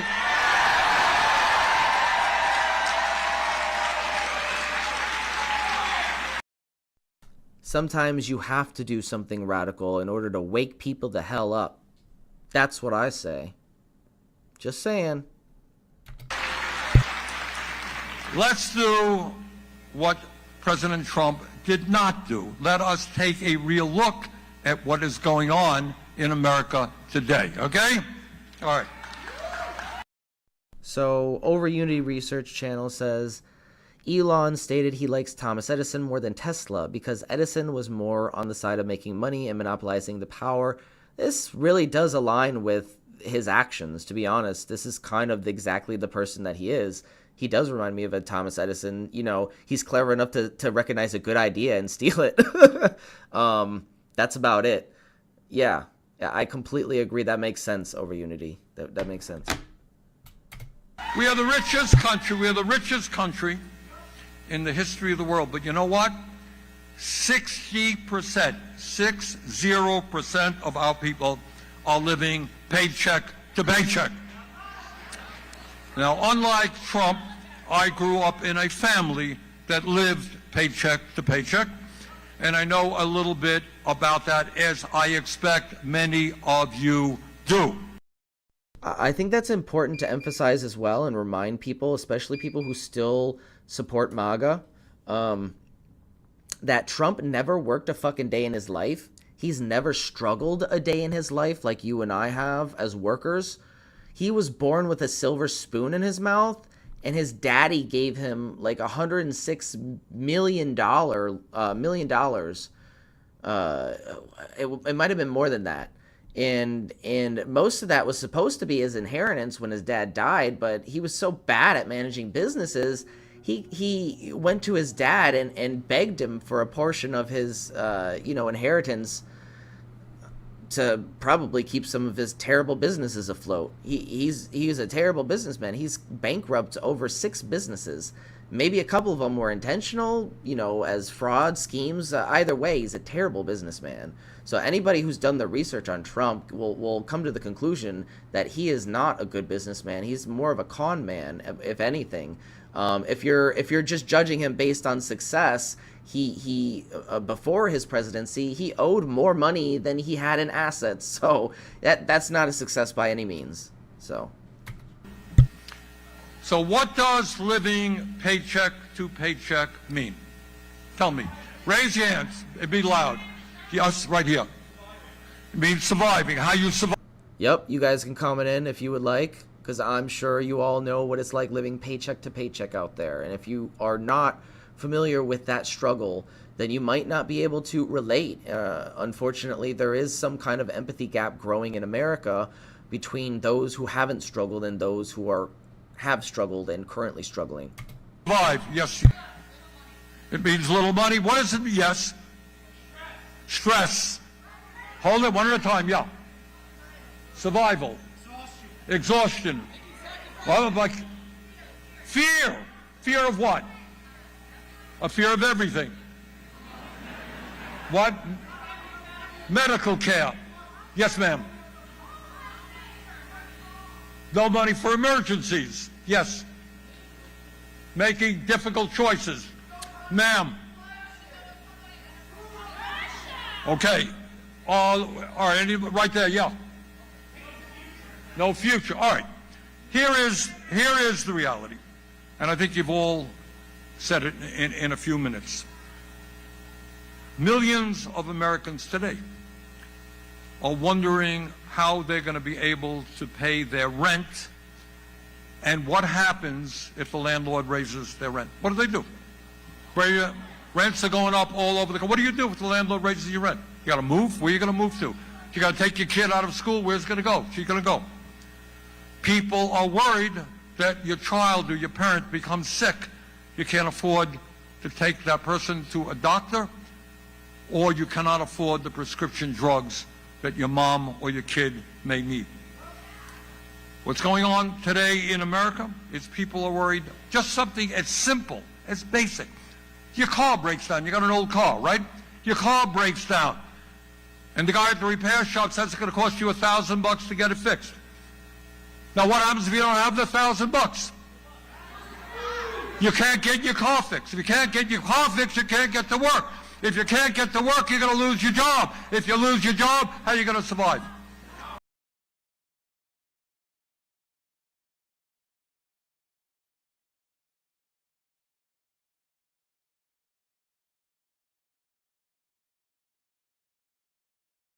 So I had somebody comment in on one of my videos.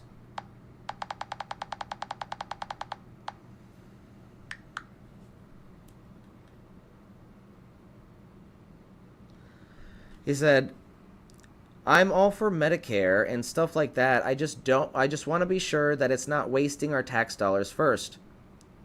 And I responded, "If the rich pay their fair share, it's not wasting. It's recycling." That's because millions of people don't have $1,000 in the bank. In America today, and this is a remarkable fact, it is not just that our life expectancy, you all know what life expectancy, how long we live. It's about 4 years shorter than people in other wealthy countries. Our life expectancy for the first time in decades is going down, and it's a lot shorter for people who are working versus, you know, billionaires who don't have to worry about that shit. So Over Unity Research says Elon does not credit all the engineers. He really does make himself seem like Tony Stark persona and acts like he's engineered and built everything Tesla has achieved. Yeah, exactly. He loves the attention for some reason. He's one of those people who likes to make people believe that he's more intelligent than he actually is and more accomplished than he actually is. Probably deeply insecure. You know, like it's kind of hard to look at, and when you read too much into it, because you kind of see too much, and you see kind of like a pathetic human being. But not only that, he has a very disgusting philosophical ideology about eugenics, and it's leaning towards neo-Nazism. It's, you know, one of the reasons why he gave the Nazi salute at the that speech. So it's kind of disturbing when you unravel it all and see the full package that is Elon Musk. He's just a disgusting person, but beyond that, he's pathetic. You know, he's sad. And we don't need to be looking up to people like that. Oh, our light just turned off. So we are at an hour, almost 2 hours. So 9:50, we started at 8:09, and the light just turned off. Again, these little 9-volt batteries, they're from the dollar store, so they literally have like a fraction of what a regular 9-volt battery has from like CVS. It's such a cheap battery. So we started at 8:09. We ended at 9:50.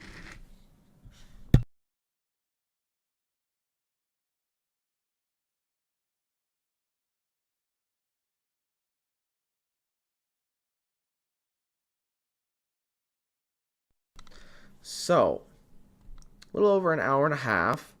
Not bad for single 9-volt battery, but I'm sure if we turn it off for a little bit, it'll regain some of its, it'll recuperate a little bit the battery and allow us to turn it back on.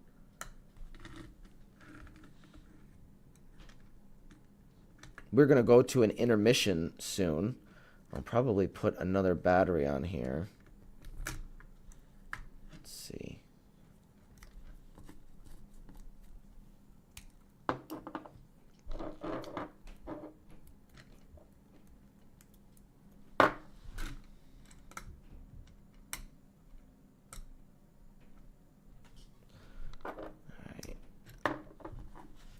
So we got an hour and 41 minutes, or well, let's just round it down to hour 40, because I'm sure it was off for a minute before I noticed it.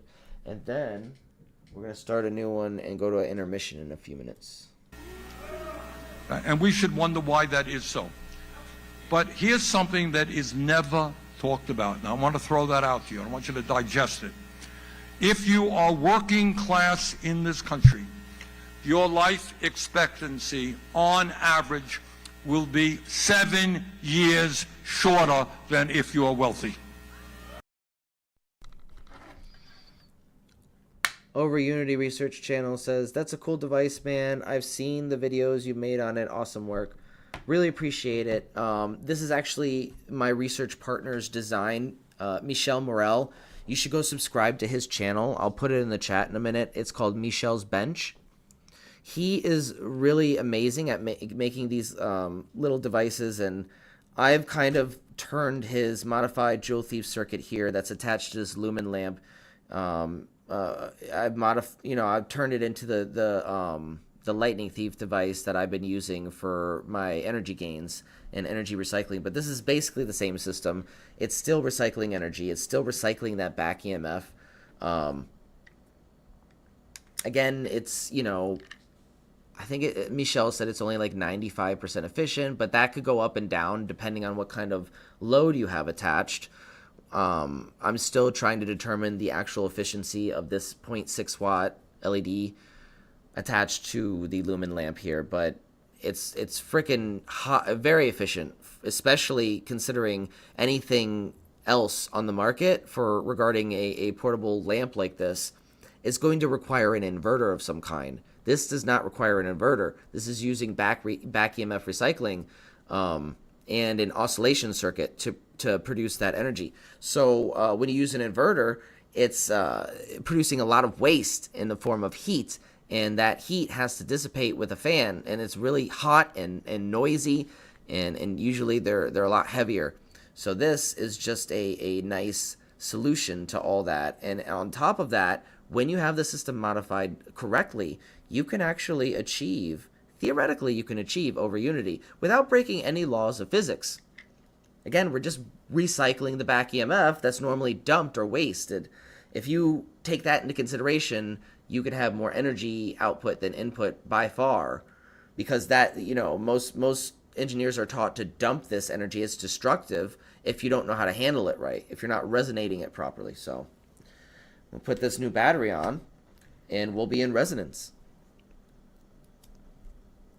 Oh, over Unity, this device, although I am in the process of selling them, it is open source. So no patents allowed, but if you want to, you can go on Michel's channel and he has links to all the files and all the stuff that you would need to build this lamp yourself. So if you don't want to wait for mine to come out on the market and you have access to a 3D printer, you can go ahead and start building one if you want to tonight. And if you need any help, please reach out to me. I'm dedicated to helping people build these. I want to get this information out there. I want to get this technology out in more hands. So,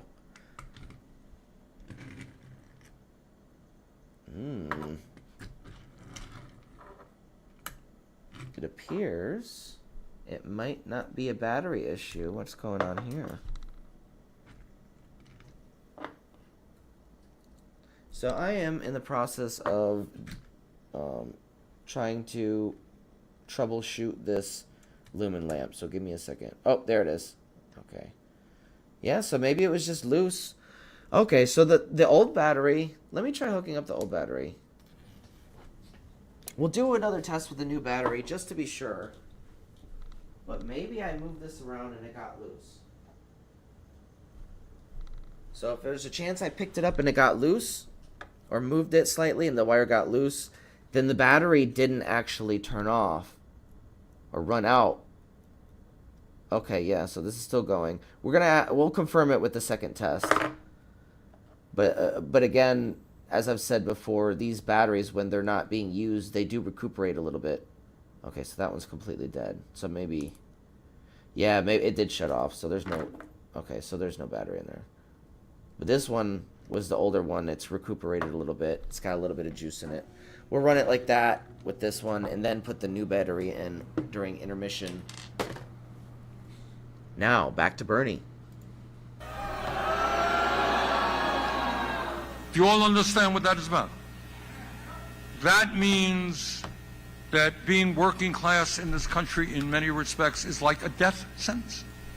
You're rich, you're going to live long life, you're working class 7 years. Give me 1 second, Why guys. is that? Getting the link for stress. All right. Unity. What stress is about, stress is not some concept. Oh, we're stressed out.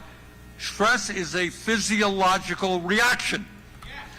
And there is, doctors frame it as it's the disease of poor people who have to struggle every single day. There you go. That's Michel's bench. Stress wrecks your body, and it has a terrible impact on your mind. If you have to worry every single day, how are you going to survive? How do I feed the kids? How do I pay the rent? What happens if I get a call that I have to be at work at midnight for the midnight shift? You add all that together, people are living on pins and needles day after day, year after year. Stress kills. And in the richest country in the history of the world, millions of people should not have shorter lives than they otherwise should because of the economy that we have. Yeah, and I've said this before, but not everybody's going to understand what I'm trying to do specifically on this channel regarding left-wing, advocating for left-wing workers' rights policies, or just bringing awareness to class consciousness and class struggles in general, and bringing that and bridging that between the divide of fringe science, which often gets suppressed under our capitalist economic system. So in that respect, we have a serious problem where we have the answer to some of our energy problems. We have the solution to some of our energy problems right now, But the fact is that nobody who wants to or is taking the problem seriously, on specifically the people on the left are the only ones taking the problem seriously of the energy crisis regarding how to fix it. And the people on the right are the people with the answers. So unless we bring these two communities of working class individuals together, we're not going to bridge that divide anytime soon. And the technology is going to continue to be suppressed under the capitalist dominant system. So that's part of the goal in ensuring it doesn't get buried is open sourcing, keeping BeneficenceTV a worker cooperative. So as we expand, we're not liable or dedicated to or beholden rather to shareholder interests, but rather the community effort to, provide technology and provide information, provide truths, speak truths to power. I mean, that's really what we do here on this channel is we speak truth to power. We tell people what's going on, why things are the way they are.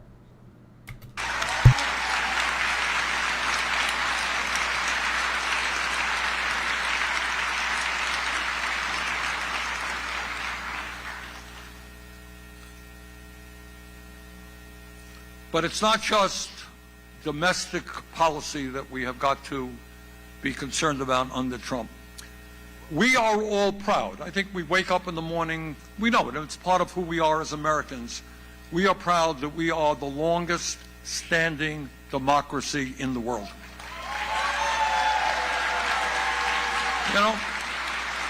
And we are proud, and I mean this sincerely, that all over the world people read our Declaration of Independence, they read the Constitution, and they say, you know what, that's what we want our country to be like, a country that is free, a country that is democratic.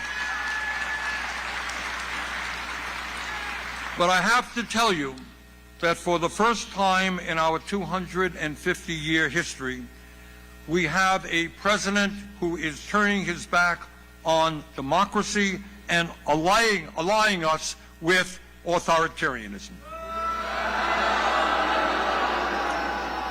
No, Mr. President, Ukraine did not start this war.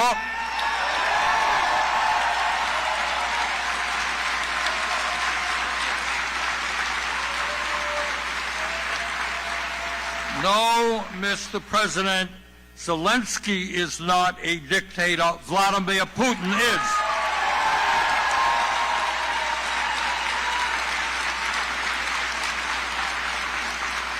We must not abandon the people of Ukraine who were invaded by Putin. This country must stand for democracy, not dictatorship. And there is another issue that I have worked long and hard on, and that is, as all of you know, there was a terrible attack by Hamas against Israel. 1,200 innocent people were killed. Israel had a right to respond. But Israel did not have the right to wage an all-out war against the Palestinian people.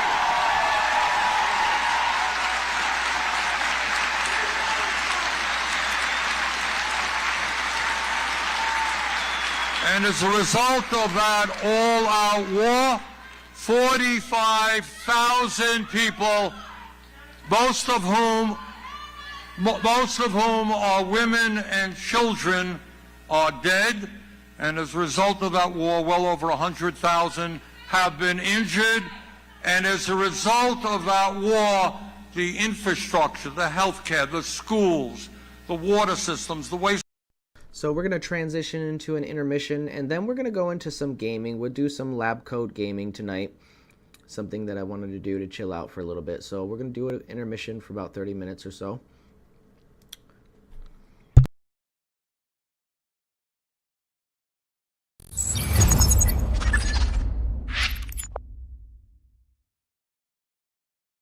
Have you heard about this Benefactor guy? This dude is talking about free energy, but here's the twist. He says it's not free energy. He's calling it energy recycling, which first off is kind of genius, right? Because when you say free energy, people immediately throw you in the crazy bin. But energy recycling, that sounds like some next level Tesla shit. Yeah, man, it's all about the branding. But what is it that he's actually doing? All right, check this out. He posted this. Free energy isn't actually free. This is a misnomer. It's actually a mutual exchange from the vacuum, a field of energy from which everything arises, the same energy that powers an atom. Like what? Bro, that's some deep shit. But then he breaks it down. He says you can tap into this energy without breaking any known laws of physics by using something called back EMF capture. Whoa, back EMF capture? Sounds like some serious sci-fi tech. Dude, listen to this. He explains that when a coil collapses using a pulsed signal, the energy that would normally just get wasted, like just dissipate as heat, can actually be recycled. He says nature gives you back energy to stabilize the system, which makes sense if you think about how nature works. Like everything in nature is always trying to find balance, right? So equilibrium, is that like how water always levels out or something? I'm trying to remember what Ms. Murphy said to me in 6th grade science all those years ago.